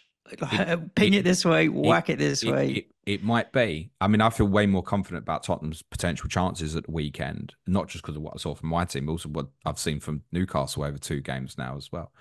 I imagine if Solanke's not fit, Richarlison would start and Son would go back to the left. Whether then Kulusevski starts, yes, is up for debate. It will be Kulusevski or Sarr, and it will depend on how back fit. Right? It was only concussion. I think Bissouma would play again, and I think he would prefer to have Sarr as the balance as the right-sided 8, or Kulusevski as a more aggressive right-sided 8. And then obviously if Kulusevski plays, Maddison just drops in shorter more often. But you know what was really interesting? Despite him doing that, There were 2 or 3 times he actually got him behind. I really like that from James Maddison on Saturday. Actually running him behind is a trait that we don't see enough of him, and he was trying to do it at the weekend. It was nice. Um, if Kulusevski was to play regularly as the right-sided 8, it probably will have a small negative impact, I think, on Porro. One impact being that Kulusevski took a lot of the corners, which surprised a lot of us at the weekend. But I think just because it's more aggressive on that right-hand side, whereas normally you'd have perhaps Sarr will move out to allow Pedro Porro to come in, that's not going to happen in the same way. So you might get Pedro puts the brakes on a little bit more. I certainly felt that at the weekend, that I felt he was just a little bit calmer in his movement off the ball and sometimes stayed in the right back position, which I think was to help with the build-up and because Kulusevski was higher. So I'm not sure which way. I would not be surprised if we rock up at Newcastle and Johnson, Kulusevski, Madison's son, and Richarlison / Solanke are all playing, and he goes for it. Suj. For your Spurs assets, obviously, you sticking with Porro through wildcard? I'm not sure. He's Okay. a 50-50 for me. If you were sticking with Porro through wildcard, you'd play him? It depends what other players have got. Okay. Do I see us keeping a clean sheet at Newcastle? No. Do I see us keeping a clean sheet at Arsenal? No. Is that why I put him in anyway? No. The thing with this is I always say we never keep a clean sheet anyway. It does speak volumes for Everton that I actually predicted us for a clean sheet this week, and I don't ever do that, and I did this week. He's 50-50 for me. There won't be any other Tottenham for me on the wild card. Okay. Not with those next couple of fixtures. United and Brighton away in 6-7 as well. We might do all right, but I don't see there being like serious damage there. So no, despite the 16-pointer from Sonny at the weekend, Sometimes you brilliant. got to know when to take it and run. And he did play really, really well. No, I'll be leaving it out. I do think it'll go back to the left. Key point as well, like if you are reading into the weekend, like, oh, he played through the middle and he scored twice. Obviously, the first goal he scores comes from his own brilliant work in terms of his pressing off the ball. But the second goal is obviously he's moved back to the left by that stage. So there isn't, he played through the middle, he scored twice. And that comes about because of an absolutely outrageous run from Mickey van der Ven. You can imagine what the atmosphere in the ground was like as he's running with this ball. It's like a turbo engine, mate. Like she's electric, mate. When he gets going, Mickey van der Ven, absolutely brilliant. Good. Let's talk about Arsenal nil. Aston Villa nil, Arsenal 2. Sorry, Gooners, I'm not taking your victory away from you there. Interestingly, Arsenal have a 10 million-ish midfielder. I say ish because we're talking about a bracket from 9.5 to, let's say, 10.5, who has also returned in the first 2 games in Saka, albeit just assists. But his shot that Martinez turned away in the first half was a great save. And he has looked lively as well. Palmer's returned. De Bruyne has returned. Sonny's now returned. Saka's returned. It's noisy in that space where I thought maybe one might stand out and be the standout. This is why I'm kind of insistent you want one in there. I think I'm glad I went with Saka. Yeah. Would I rather? I don't think I'd rather have Sonny now with the fixtures. Palmer's tempting, but you can't have multiple unless you go without Haaland. Arsenal will come away from this super happy because it's a very difficult place to go to keep 2 clean sheets at the start of the season. My favourite thing from the weekend, James, was Leandro Trossard coming on, scoring the goal and jumping to max bonus in 2 minutes. Like touch the ball once or twice and jump from nothing to Gora's max going to bonus. hit the bonus. We know it now. Straight away. I can't remember what it was. I was looking at the defensive players to see out of Saliba, Gabriel, and who was on for bonus points. And within 1 goal and 1 shot, Trossard jumped to top above all of them. It does feel incredible. like, and that's part, to go back to what we were saying about De Bruyne, it's one of the reasons I let it go. Because he's not, he might have a flow of incredible assists and the amount of involvement in the game can certainly help him. But we're clearly seeing a makeup here where goal scorers are going almost like straight into bonus. So if De Bruyne is not scoring double digits for goals at his price, that's maybe why I've overlooked it, basically. So, but could have been very different, right? I mean, Ollie Watkins, 99 out, or maybe 49 out of 50 is burying that chance that he had in the first half. The one in the first half. What about the one in the second? Yeah, but was that before or after Arsenal had scored? I'm trying to remember. Mate. Yeah, so what a save, by the way, from Raya. It's astonishing the way he gets up and deals with it. Yeah, The reason I say the one in the first half is because it changes the game state where suddenly Aston Villa are winning. Plus, also he missed it as opposed to shot on target, and you can't really legislate. If the keeper's going to make a save like that, keeper's going to make a save like that. But he scuffed the first one. It just felt like a player that was not up and running, hadn't hit his straps yet. Yeah, and he came off fairly early again. He did. But I can't see me not having Not him on buying wild it. card. You're just waiting for him to drop to 8.9, aren't you? It's like a strong read, basically. Yeah. Yeah. But I don't think it's a guarantee it's going to happen because I think there's probably enough people sitting there like me who are going to go, yeah, I think I'm going to have Ollie Watkins at the weekend because the run of fixtures for Villa across whether you want to deem this the next 4 or the next 7, he's yeah, I don't potentially want to miss out on that. And he covers, particularly for someone like me who's there's every chance, and I don't promise it, there's every chance is going to continue to take Haaland on and may take Salah on as well. That having Watkins as a fullback for captaincy in any week there, if he hits a bit of form, is not bad at all. Like he could comfortably end up being my captain in, say, game week 4, for example, maybe at home to Everton. Almost more concerning would be if he wasn't having the chances and wasn't in the positions which he did get to. So, but it's also worth saying Duran, we obviously think is going to stay now. Well, we know he's going to stay. Well, Duran is going to eat some minutes. They're basically probably only going to play together if they're in need of a goal. Chasing. Yeah, correct. So like I wouldn't see a scenario that they're drawing 0-0 with Arsenal. He'll play Watkins and Duran together at that point. He's not gonna. I don't see him taking that chance. So I think Ollie Watkins, in terms of expected minutes, we possibly do need to reassess because Duran is a very good forward and he's a great impact substitute for Villa to use. But Watkins, even at sort of 70 minutes ish for a lot of these fixtures, I feel similar to kind of how I feel about Jota at the moment. It's like, yeah. That what I'll get from them minutes is good enough. And the reality is, different day, he scores twice at the weekend. Exactly. And the debate is, I mean, he would have had a price rise. And he scored twice at the weekend, he would 100% have had a price rise. He'd be sitting there on 13 points this weekend, and people would be going, hey, Ollie Watkins is essential this week. Yes, he doesn't deal with the first one properly. He just seems to get his feet tied up and doesn't get himself set. On the second one, I think he just thinks, I just need to hit the target here. Doesn't think Raya's going to get up. And listen, it can all be the hindsight merchants and go, he should hit the corner. Of course he should. But it was an incredible save. Yeah, Ollie Watkins, I can't, for those fixtures, it's just what it could be. Was it our friend Luke, this FPL always used to say to us, put yourself in a position to be lucky. Yep. Well, maybe I haven't seen anything in the 2 fixtures so far that make me think, oh, that's amazing from Ollie Watkins. But I might get lucky over those fixtures because there might be a big haul in there or two. He's almost as much fear not owning him going into the next few fixtures as he's not the only Villa player on radar for me, obviously. I mean, Morgan Rogers has had a great couple of fixtures to start with as well. Yeah, he's hugely likely for me. The reason for me maybe not going with him would be if I end up with 2 up front.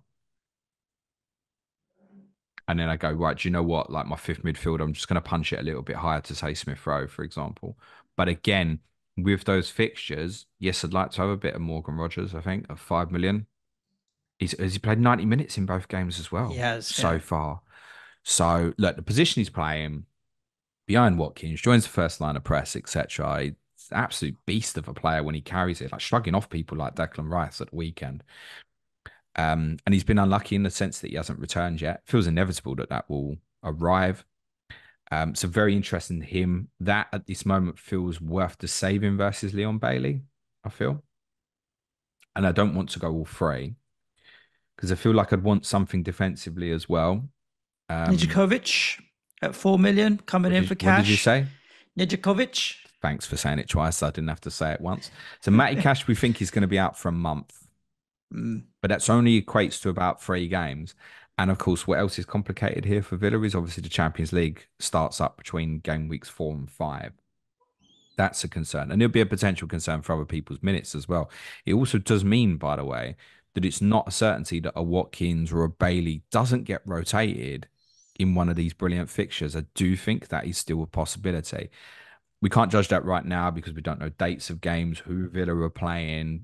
Champions League draws, I think it's 5 o'clock Thursday, I think. And the other 2 European competitions, I think the draws on Friday. We may not have the fixtures before deadline this weekend. despite the draw being on Thursday, it's really complicated the way that they've done it now, right? And they have said it might take a couple of days to put the full schedule together.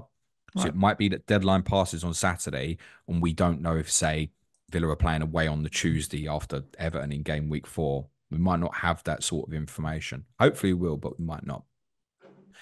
Snedeljkovic is definitely on radar. If I want something that I think, oh, I need something as a little bit more security for a longer term period here, then it's probably flip a coin between Ezri Konsa and Pau Torres. Torres. Mm. I feel Konsa, is a little safer just because of Tyrone Mings' potential return. Like if I think that will stay the first choice, by the way, and Tyrone Mings, I think, will be a backup for quite a considerable period. But if Mings was to push back in, it would feel more comfortable, I think, for him to go back in alongside Konsa rather than another left footer in Pau Torres. That's how I feel Yep. about it at the moment. So that would be the logic behind a small preference for Ezri Konsa over Pau Torres. Konsa can also cover up right back under that circumstance as well. So there's a few there for Villa to be interested in, and there's no reason not to maintain interest in Arsenal as well. They look, despite the two big chances that Watkins had, they largely look like they're going to be really difficult to penetrate and hurt, which for me as a Tottenham fan is awful. There was a period in this game it was awful to watch because it was just a chess match. I'm interested in getting a second defender. Timber obviously come in at left back. He managed 75 odd minutes, 79 minutes, something like that, and is cheaper than the others. So for those that are potentially looking at him as a cheaper way to get into the defence, a consideration. Timber. Or would you just stick with the tried and trusted I Saliba, thought Gabriel? Because earlier in the week, Calafiori's surely they haven't signed Calafiori to be a backup, well, surely. exactly, yeah. My instincts this time last week that there was every chance that Timber would play because he'd be going up against Bailey. The more I thought about that, the longer the week went on, I thought, well, you're probably going to have to take him off at some point. But actually, he stayed on for nearly the whole game, didn't he, Timber? And he Yeah, did pretty 70, late well. 70s. Yeah. But yes, I think the spectre of Calafiori there, which I think is a threat to Gabriel as we progress in weeks. I don't think that's any immediate threat till we at least get past the Manchester City game in game week 5. He's not going to break Saliba and Gabriel up before playing Haaland in game week 5. I can't see that. Afterwards, I do have an inkling that it might change with Calafiori putting a real threat on that. And I know a lot of people want to look at Arsenal from game week 6. So I think most of us would want 3 Arsenal for game week 6. Leicester at home, Southampton at home in a row. Again, put yourself in a position to be lucky. And I think that there's a case to say maybe even captaincy that week for the likes of a Saka or Havertz. My intention right now is to have 2. I think David Raya is probably now near certainty for me on this wild card, actually, as the cheapest way in. And also I feel like the most secure way in, because again at 5.5 with the Timbers or what have you, Saliba I'm not concerned about for minutes. I agree, at all. Saliba and White, but I think on the other side, David Raya would be the next most secure. But even Saliba, like if they wanted to rest the player, you're likely to rest Saliba, not necessarily rest your goalkeeper. I think the big thing is, and we've already seen this from a couple of weeks worth of data so far, is there is if a goalkeeper keeps a clean sheet at one of these clubs, and admittedly he's had to make saves at the week. He's only made 3. He's only made 3 saves. That's become a 10-pointer at the weekend. Was it 2 saves against Wolves, 2 or 3 saves against Wolves? Also got him in the bonus as well. I'll have a double check here. He made 3 again against Wolves. 3 against Wolves as well. Okay, and it was 1 bonus against Wolves, wasn't there? 8-pointer against Wolves. Yeah, so 3 saves, 1 point, 1 bonus, and then obviously 3 saves. 18 points over 2 games. Solid. Yeah. Now that's not sustainable. He's not going to become like a 9-point per game player or anything. But I also think it leans in. One of the things I said in pre-season was about, okay, yeah, that's the way you want into Arsenal. But when you compare it to other goalkeepers, do you really want to pay the 5.5? Because there's probably going to be something at 4.5 that's better value. Right. I don't see what that is at the moment. I'm also a little bit concerned with what I've seen from Newcastle so far to make me want to have real confidence in going with Nick Pope at the moment, which is the one of the 5s that I'd really want to go for. And their fixtures, if you look over a slightly longer term period, aren't quite so great. And then you start, hang on, so I'm just going to pay 0.5 more for the Arsenal goalkeeper, who's got the best chance for clean sheet. And when it arrives, it may now be landing me some bonus now as well, because we do win a lot of games like 2-0, for example. And that may now come my way rather than one of the centre backs. That's how it feels at this moment. So yeah, Raya, I think, will go in for me. I want Saka, as most would. My conclusion on it, though, is do I want to maybe even set up to have Mo for the 3 games, United, Forest, Bournemouth, then drop to Saka, which then might even open up the possibility to then move back to Haaland for me in 7. This is the sort of thing I'm trying to work out now. What I don't want to do with Arsenal at the moment, because the next few games I think are challenging, like Brighton, Tottenham, Man City, in terms of 3 teams that could have an impact on Arsenal defensively, that's big. Yeah. I don't really want to start with 3 Arsenal on this wild card. I want to go with 2 or 1, knowing that will set up for Saka. And what I want to do is set up basically one of 2 moves. One being like Vardy or Robertson to Saliba, or like Isak to Havertz. I want to set up and give myself the choice that when I get there in 6, I just make whichever one I want at that period, rather than tie me into it now. That's what I feel like I'd want to do. Obviously, if I decide to go Mo and it's like, oh, we ain't dropping that down, then I might leave myself in a position where it just becomes, okay, no Saka, and then I go Saliba and Havertz. So I'm trying to keep my options open with Arsenal, whether it's going to be double defensive or double offensive. It's worth saying you can look at 6 and 7 with goggles on and then not see that it's Liverpool, Newcastle, Chelsea from 9 to 11 as well. But I think, as already seen, I think it gets to a level when Arsenal were playing at Villa, and I said, yeah, I think they'll win comfortably. They shouldn't have because of the Watkins chances, but I'm backing them to get a clean sheet in a fixture like that. So how many times don't I want to play like Raya under that circumstance? Oh, Raya's at Yeah. City. We had 2 clean sheets against City last year, so Yeah, you're not. Yeah, you obviously weren't effusive about Brighton against Man United. So could Arsenal keep a clean sheet against Brighton Arsenal keep a clean sheet in any any football day? match. Like if they got to the next 3 and say they kept clean sheets in all of them first 5, like that includes your lot and City. I They mean won't, they that's won't keep defensive. clean sheets in all the next 3. No, but even to go through the first 5 and concede only a couple of goals is uh, particularly good. So it does make you think that you Yeah. want double, I think. But Yep. Saka, really importantly, like the key, I might even captain Saka this week, Mm. is a possibility for me at home to Brighton. I probably do definitely want to captain him in 6, is my outlook at the moment. And I also think Havertz could still offer brilliant value at his price. Now, if Arsenal was to buy a forward between now and Friday, that might push me into starting with a double Arsenal defence now and just going, do you know what? That's 1 less transfer for me down the line. He might have a little bit of pain in the immediate, but longer term, we just hold that. My interest in Havertz, if they buy like an Osimhen as an example, would obviously be less. Yep.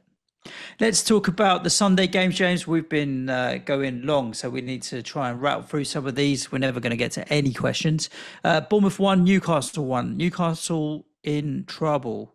But I wouldn't look at their... I mean, centre-backs, they had issues in terms of personnel with Cher suspended. Botman wasn't available, was he? But other than that, like midfield, you've got Guimaraes playing, you've got Joel Linton, you've got Anthony Gordon, you've got Isak, you've got Jacob Murphy, who we're told is first choice. Longstaff's been playing a lot of games. It doesn't feel like in their front 6 they're particularly light from a personnel point of view. That was the flattest I've seen from Newcastle in a really, really long time on Sunday. And I know what caused it. They played 4-4-2. So Gordon played up front essentially with Isak. I don't know if it's something that's put in place to alleviate the fact that he might not be at 100% yet, following the Euros, etc. It meant taking Joel Linton out of the central area, who was often playing on the left-hand side, and it meant they were really flat. And it was only when Isak got on the ball you felt like anything was going to come about. I think they struggled playing out defensively with Kraft is fine as a centre back, but Cher is a far better player and as a miss for them, I think from a leadership perspective as well. And to just look quite ordinary. And Bournemouth thoroughly deserved the lead that they had. Now, they did switch that system back in the second half to put Gordon obviously on the right-hand side and obviously gets on the end of Harvey Barnes' cross, who came on the left-hand side. And Isak looked way happier that he wasn't having to pull to the right-hand side and almost playing a bit like Armstrong and Diaz, where they were quite far apart. Isak being in the more centre where he could roam to where he wanted to was much better, I felt. But it weren't great. And that goal, no one wants to see that disallowed, do they, at the end? Shit. No, I actually this. I don't want to make it a VAR conversation. There's too much other stuff to discuss. If that goal stands, do you think afterwards Eddie Howe's moaning about it? probably because that's what managers do. But Would he even picked up on it? Do you know what Eddie? Do you know what Eddie Howe always says when he maybe. gets asked about things? I haven't seen a replay, so he's Okay. bullshitting if he said he's seen a replay of that, or he always bullshits other times. Not a single player appeals. He's one of them. It was Utara, wasn't it? He's trying to head the ball, and we ascertaining. I thought when I saw it and they were looking at it, I was like, they'll give that Yeah. because you've got to 100%. This is fact. 100% prove that that's come off his arm. And I don't see how they could, I personally. thought they were lowering the bar as well, or raising the bar, I Oh, should what, of say. Sorry. intervention? Yeah, but with handball, they'll deem it as fact. That's why they don't send him to go and look at the monitor either, because they're like, right, matter of fact, it's hit his arm. We do know that the law is, whether we like it or not, the law is if it touches your arm and that's the goal scorer, then it will get disallowed. I just don't know how they could say with 100% accuracy. In any case, what we're doing with the game when like no one is appealing, no one's moaning, no one in that moment watching the game thinks there's anything wrong with that goal. It's just shy, isn't it? And Yeah. I think largely we've had a quiet couple of weeks on VAR. I just felt it was one of them. If they never looked at it, no one's even going, oh, do you know what? I think that was a handball, you know? Mm. Nah, give the goal. Anyway, Bournemouth would have deserved the victory if they got it. And it did look for a period, obviously, once Newcastle equalised, oh, Newcastle might go on and win this from here. There were a few really good performers for Bournemouth. The one from the fantasy aspect stood out for a mile. Antoine Semenyo was exceptional. And I think really competitive with the other players in and around that 5.5 price bracket.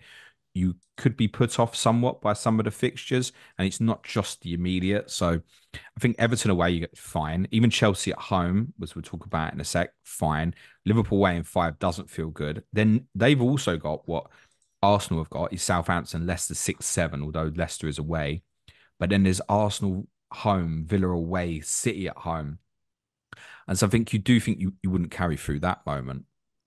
And then do you want to get to that moment where you want to be investing maybe in sort of Arsenal City playing? Oh, well, I want to move Antoine Semenyo. So that's the sort of thing that I think is going to put people off. But X Lively, that is one really to keep an eye on because I think he has the capability to really push his numbers on to a different level this year. But I can't see me going now. And you don't feel any threat with Evan Nielsen in I terms think of minutes? he was fine. I don't think he was helped by this absolute cruncher of a tackle that he and Bruno Guimaraes had really early in the game. He looks like a good forward. I mean, it was a difficult first game to come into. Am I going to go and invest in Evan Nielsen at this moment? Definitely not. Semenyo, yeah, I'd be really keen to keep an eye on that.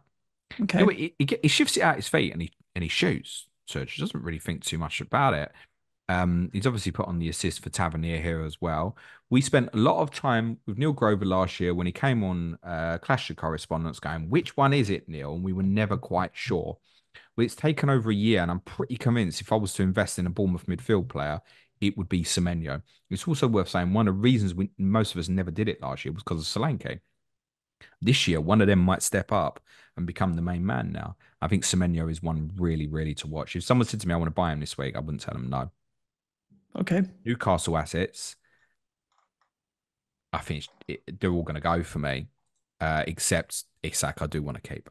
Isak will have chances against my team at the weekend. Yeah, I guess it's just it depends who your other forwards are. Because if you do want to get to Exactly that. Watkins and you do want to have Haaland, and you want to find a way of getting a cheaper player in Pedro, where My does he fit in? my faith in staying with Isak would be because of my faith in Isak, not so much my Not faith in at the moment in Newcastle. Newcastle. I'm Exactly the a same for little me. concerned on them at the moment. And for me, the likes of Hall are going to go. We should cover that. I think it's really important to stress on Lewis Hall. And oh, you told us he was locked before game week 1, it'd be fine. None of us thought Fabian Schär was going to get suspended in game week 1, and I think that's had a real impact on what they've done. Newcastle were much better when Lewis Hall came on Sunday as well. Now, whether Lewis Hall plays against a flyer like Brennan Johnson, which it probably will be, and Brennan Johnson's actually probably been Tottenham's biggest disappointment in the first 2 games, by the way. I can't tell you, and it might be that Kelly plays again. So there is an element here with Cher being suspended to at least 4 that it might be that Kelly does play again at left back against Tottenham. But also, were you that fussed about playing Hall against Tottenham? Maybe you weren't anyway. So I think if you've got him, Suj. Yep. Like, leave it be if you can at the moment, because I still think that could be a really good asset. If that's your biggest problem at the moment, you've probably started quite well. Okie dokie. Let's talk about Wolves 2, Chelsea 6. I went to the beach yesterday and came back, and I jumped in the shower. I came back out and I had the same notification 3 times. And I was like, is it that they've just sometimes tweeted the same thing by mistake and it's notified me the same thing 3 times? But that was very bizarre to see. Goal Palmer, goal Madueke, assist Palmer 3 times in a row, followed by the news article that I saw on Sky Sports saying that they wanted to buy Jadon Sancho. I was like, if you're Madueke and you see that, what the hell? They want to buy Jadon Sancho and I've just scored a hat-trick. The maddest thing with this is that you don't even know that Madueke's going to start next week, do you? No. Like, you just score a hat-trick and you think, surely, boss, you got to play me now. I've just come on and done that for you. And yet you have zero confidence that he'd come on and do that. I mean, particularly, they've obviously got the second leg of the Conference League playoff in Switzerland on Thursday night. Like, if he starts that, you'd be pretty nervous. The idea of Neto left, Madueke right, and Palmer as the 10, you do. Yeah, they definitely need Jadon Sancho. You've got the likes of Nkunku, like, what do you've gotten, yeah? What are you doing? Benching.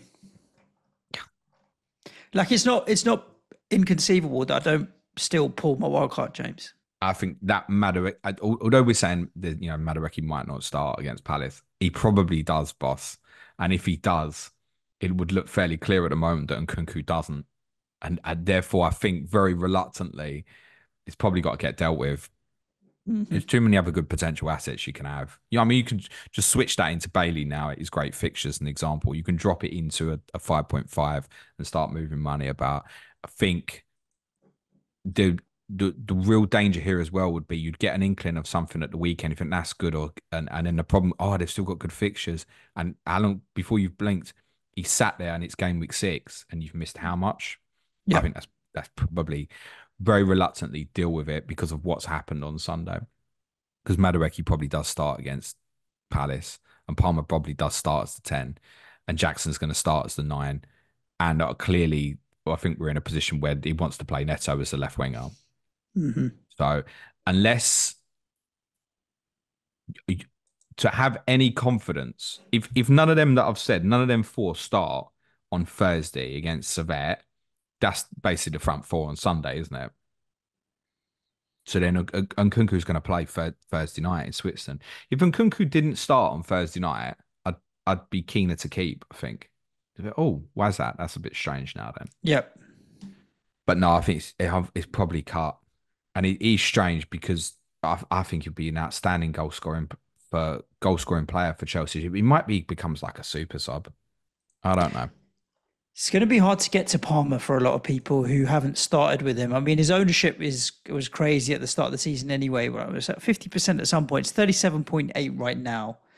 So anybody that's on Palmer right now is laughing all the way to the bank. Yeah, it's near certainty for me.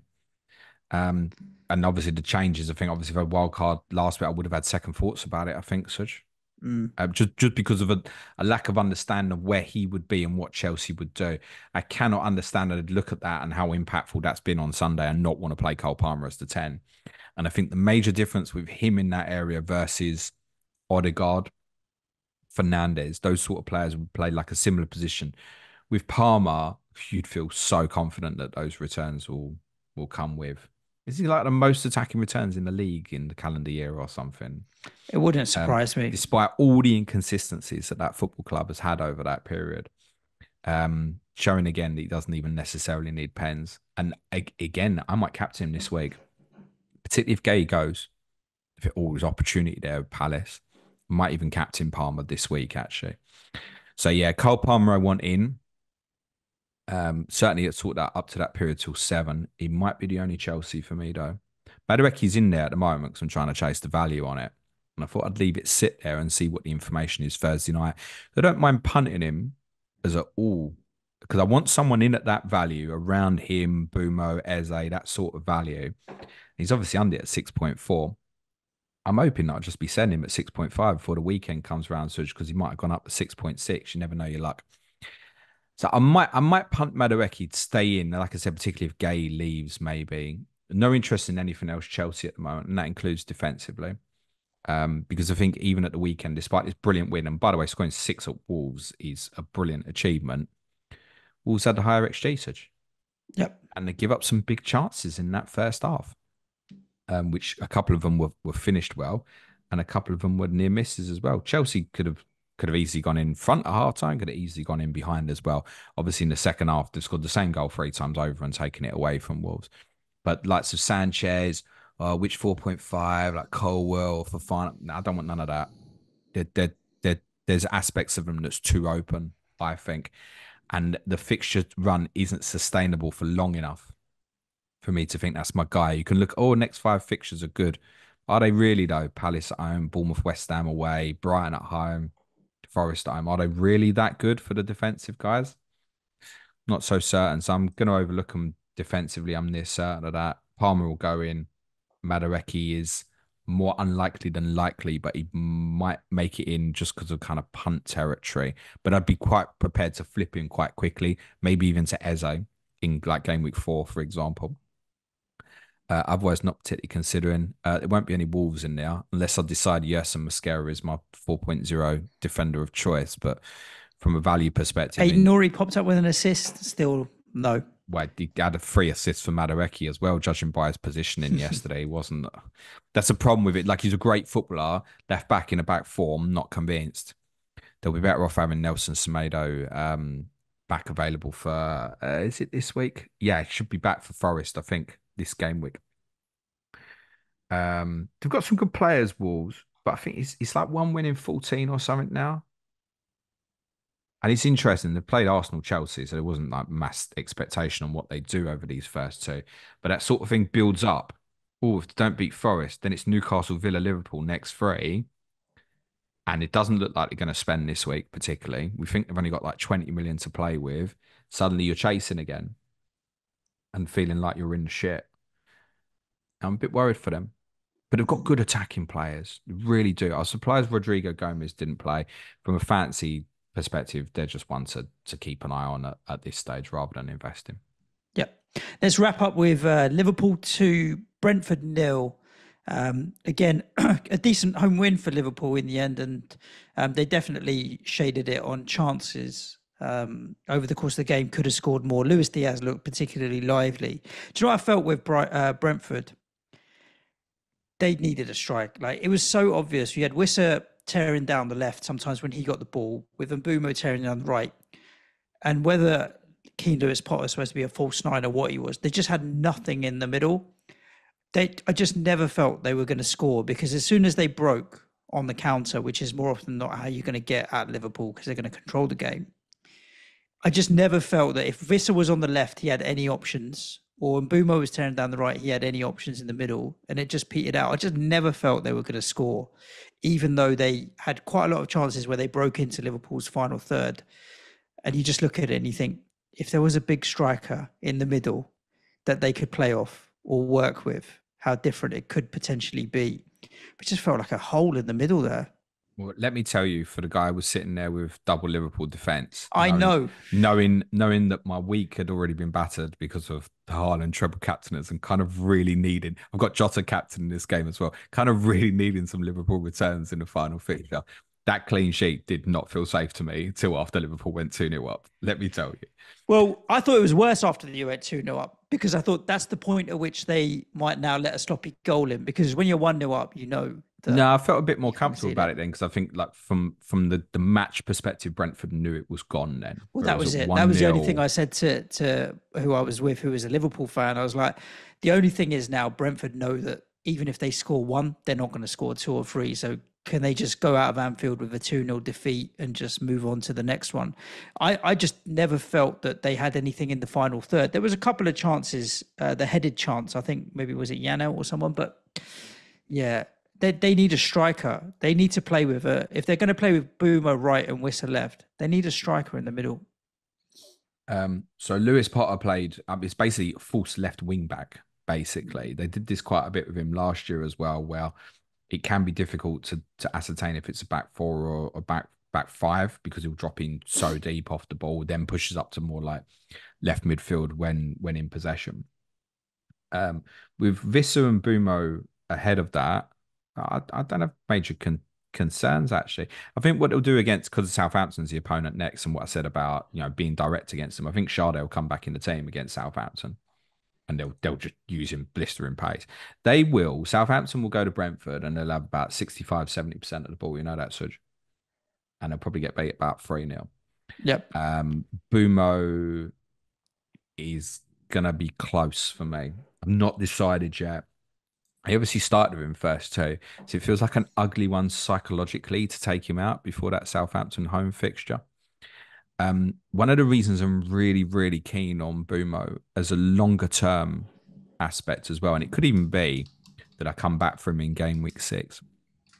There's a couple of weeks where if I take Haaland on, that Brentford are quite interesting.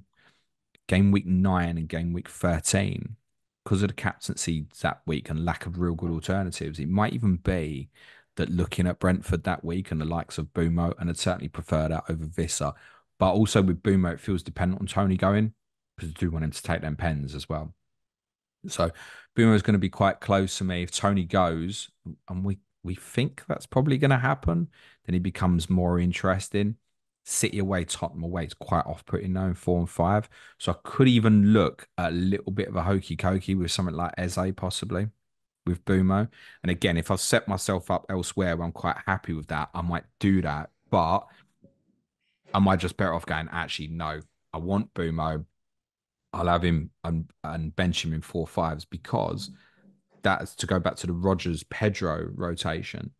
If I play Rodgers and Pedro in 4 and 5, I don't even mind benching Bumo at Tottenham away and Man City away, and then he's ready for me. For that run from game week 6 is a brilliant run for Brentford, and it's a good fixture this week as well. So maybe like this week, oh, I don't want to play Pedro away to Arsenal. This is the sort of thing I'm thinking about. So Bumo's going to be really close for me. Visso, I don't think so. Well, if Sade comes back in, you think Vissa moves to the middle, Sade out to the left? Yeah, Sade left, Visser up front, Bumo Why? right. Why But does that not make you tempted with Vissa? Because Vissa's cheaper than Mbeumo, right? By 500,000. yeah, but I also feel like that there's things that they can change stylistically now with the By likes a of we million. don't. Sorry, James. 6 million to 7 million. Some people might not be able to afford Oh, Visser Mbeumo. looks like he's going to go up in Oh, price, sorry. and No, yeah, he's 6 million. I get that, right? Brentford have a real split between excellent home fixtures and some not so good away fixtures.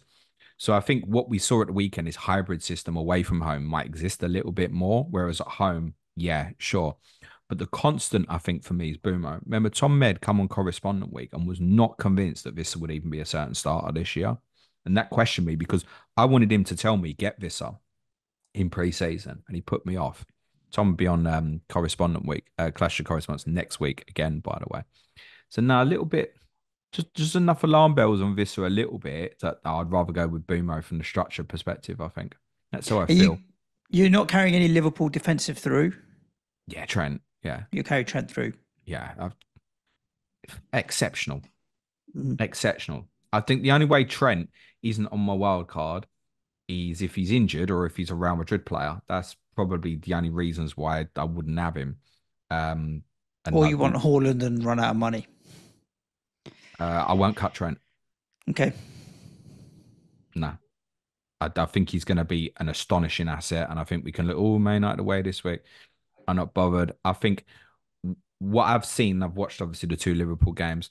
I see him have freedom. Where I think what has happened over the last sort of 16, 17 months or so, he's a lot more structure in his game, right? You know, the ball is in this zone. You move into central midfield player. You need to be our quarterback. And I feel like on what I've seen so far, he's got the freedom to decide. That's how it feels to me. And I think I'm getting a balance at the moment between him joining inside and also being the scary asset that became what 8.5 million a few years ago. Because the crossing ability is still outrageous. It's the second week in a row where somehow he's put one on a plate for Jota and it's not ended up in the net. So I feel like he could have easily walked away with, say, 20 to 22 points over these first two games. Now, as it is, he's on what, 15? So you're looking at and going, is that enough for the 7 million or so? And of course, there will be inevitably other defenders who have scored more than him at this stage. That includes, remarkably, two Tottenham players, for example, despite keeping two clean sheets for Trent. I think Liverpool are going to be much better defensively and be able to trust them a lot more. And I think he's going to provide a lot more attacking returns this season as well. So Trent is just an absolute non-negotiable for me, actually. Unless I have some reason to really fear Connor Bradley. Because he didn't look happy when he came off. That's literally the only thing on Trent. He didn't look Yeah. happy. But it was, for me, it was best player on the pitch. So no, I definitely want Trent a part of that. Jota's near certainty for me as well. Then there's a question mark on Salah. And the question mark on Salah is quite clearly for me, if I do intend to take Haaland on, that's the captain you'd probably want in place in 4 and 5. But I do often think I can punch alternatives against that, which would include Jota. Jota's XGI from the first two games is the same as Salah's. And this goes back to the point was he making in pre-season, like, is it worth the 5 million saving? If I go Salah on this wild card, he's not, I'm paying 5 million more than Jota. It's just that they're both coming in, mate. Yeah, I think what I'm hearing with your wild card is that if you go without Haaland, you can afford to have Trent and Palmer and Saka and Jota and maybe a KDB and keep Saliba and a premium in David Raya and Ollie Watkins. Like it's very hard to afford all of these guys if you try and keep Haaland as well with that 15 you million. can't. So is it really better? And the thing is, all of those players, Haaland's done what he needed to against Ipswich, but Saka's returned, Salah's returned, Palmer's returned, Trent's returned. So it's not like he stood out head and shoulders. Of course, he's done what he needed to do, but he hasn't outperformed them to the fact that he's 5 million more than some of these players or 7 million more than some of these That's players. it, isn't it? And listen, what you have to remember is, for people who triple captain this week, they had him 3 times over at 5 million, right? Yeah. So if you want to do it that way, and again, if you are captain Erling Haaland every week, then you've effectively got him at 7.5 twice. Now, if you then do that, then of course he's worth the value, right? So the amount you captain him has to be factored into how you assess that, rather than just, oh well, is Haaland worth all this more money than the other forwards? No, even with the return so far, the answer would be no if you're just judging it like that. And that is a little bit of how I'm judging it at this moment. I'm very concerned about the period from game week 7 up to Christmas, where I think Haaland is the best captaincy in all but 2 weeks. And ironically, I think a Tottenham alternative might be the best option in those 2 weeks that he's not. And I'm very concerned. And I'm very aware, Suj, that if I don't go Haaland now, I need to leave that door open in game week 7. But I can't shake the feeling that I would like to take him on. I'd like to take him on. Many of you would have watched Mark Southerns on Black Box with Az on Saturday night, right? Match of the Day challenge. Mm-hmm. Look at Mark's score this week. 90 plus. Yep. With no Haaland. It's because all the other players performed. Now, No chip used. If You can take it on. There's just so many different ways to play this. That's why I will not have essential. People, oh, you have to have him. He's essential. Salah's essential. That's fine. If you think that, that's fine. I won't have that any player in this game is essential when there's so many good available assets this year. And not going him allows what you said. I don't have to think twice about Trent and Palmer and fitting these guys. They'll just go in. Yeah, you still struggle to fit them all in because Oh, of course, no, you there's still so can't. many good Even players that without you want. Haaland, you still can't have the ideal team because obviously I'd like to put Palmer, Saka, Foden, Son all there, right? So you're Yeah. still never going to have the exact team you want, right? Unless the mystery chip is a limitless chip, maybe. Um, Andy Robertson's also a maybe for me, Suj. Okay. He's a maybe for me as To that go potential, alongside Trent. yeah, to go with Trent, to maybe hold for if I want to go that second Arsenal player, as I said to hold the value. So if I go as an example, if I start with Raya and Saka, and if I start with Robertson, I'm using Robertson as the holder basically for Saliba. And obviously, if I decide no, I want to go double Arsenal defense, then I carry that a little bit longer. And I feel like I can. It's only it's Wolves and Palace in 6-7. Like if I hold it longer, it's fine. So I'm considering that. What I don't like about that is if I went say because Trent and Jota will go in, Trent, Jota, and Robertson and then I lose one, say particularly if I lost Jota and I'm like, oh, I need to put Salah in, that's a long way. Yeah. So I don't think I'm likely to do that. I like it from a structure perspective, but trying to think about the problems ahead, they probably won't do that. And I think I should leave the door for Mo in case, okay, I got this wrong. No, I should do that. And he's bang on it at the moment. In fact, that front three completely are. Well, I was going to say he's bang on it, but so's Jota and so's Diaz. So I don't feel like I'm particularly losing a lot by having Jota versus Salah right now. That could change in a heartbeat. Jota's shooting.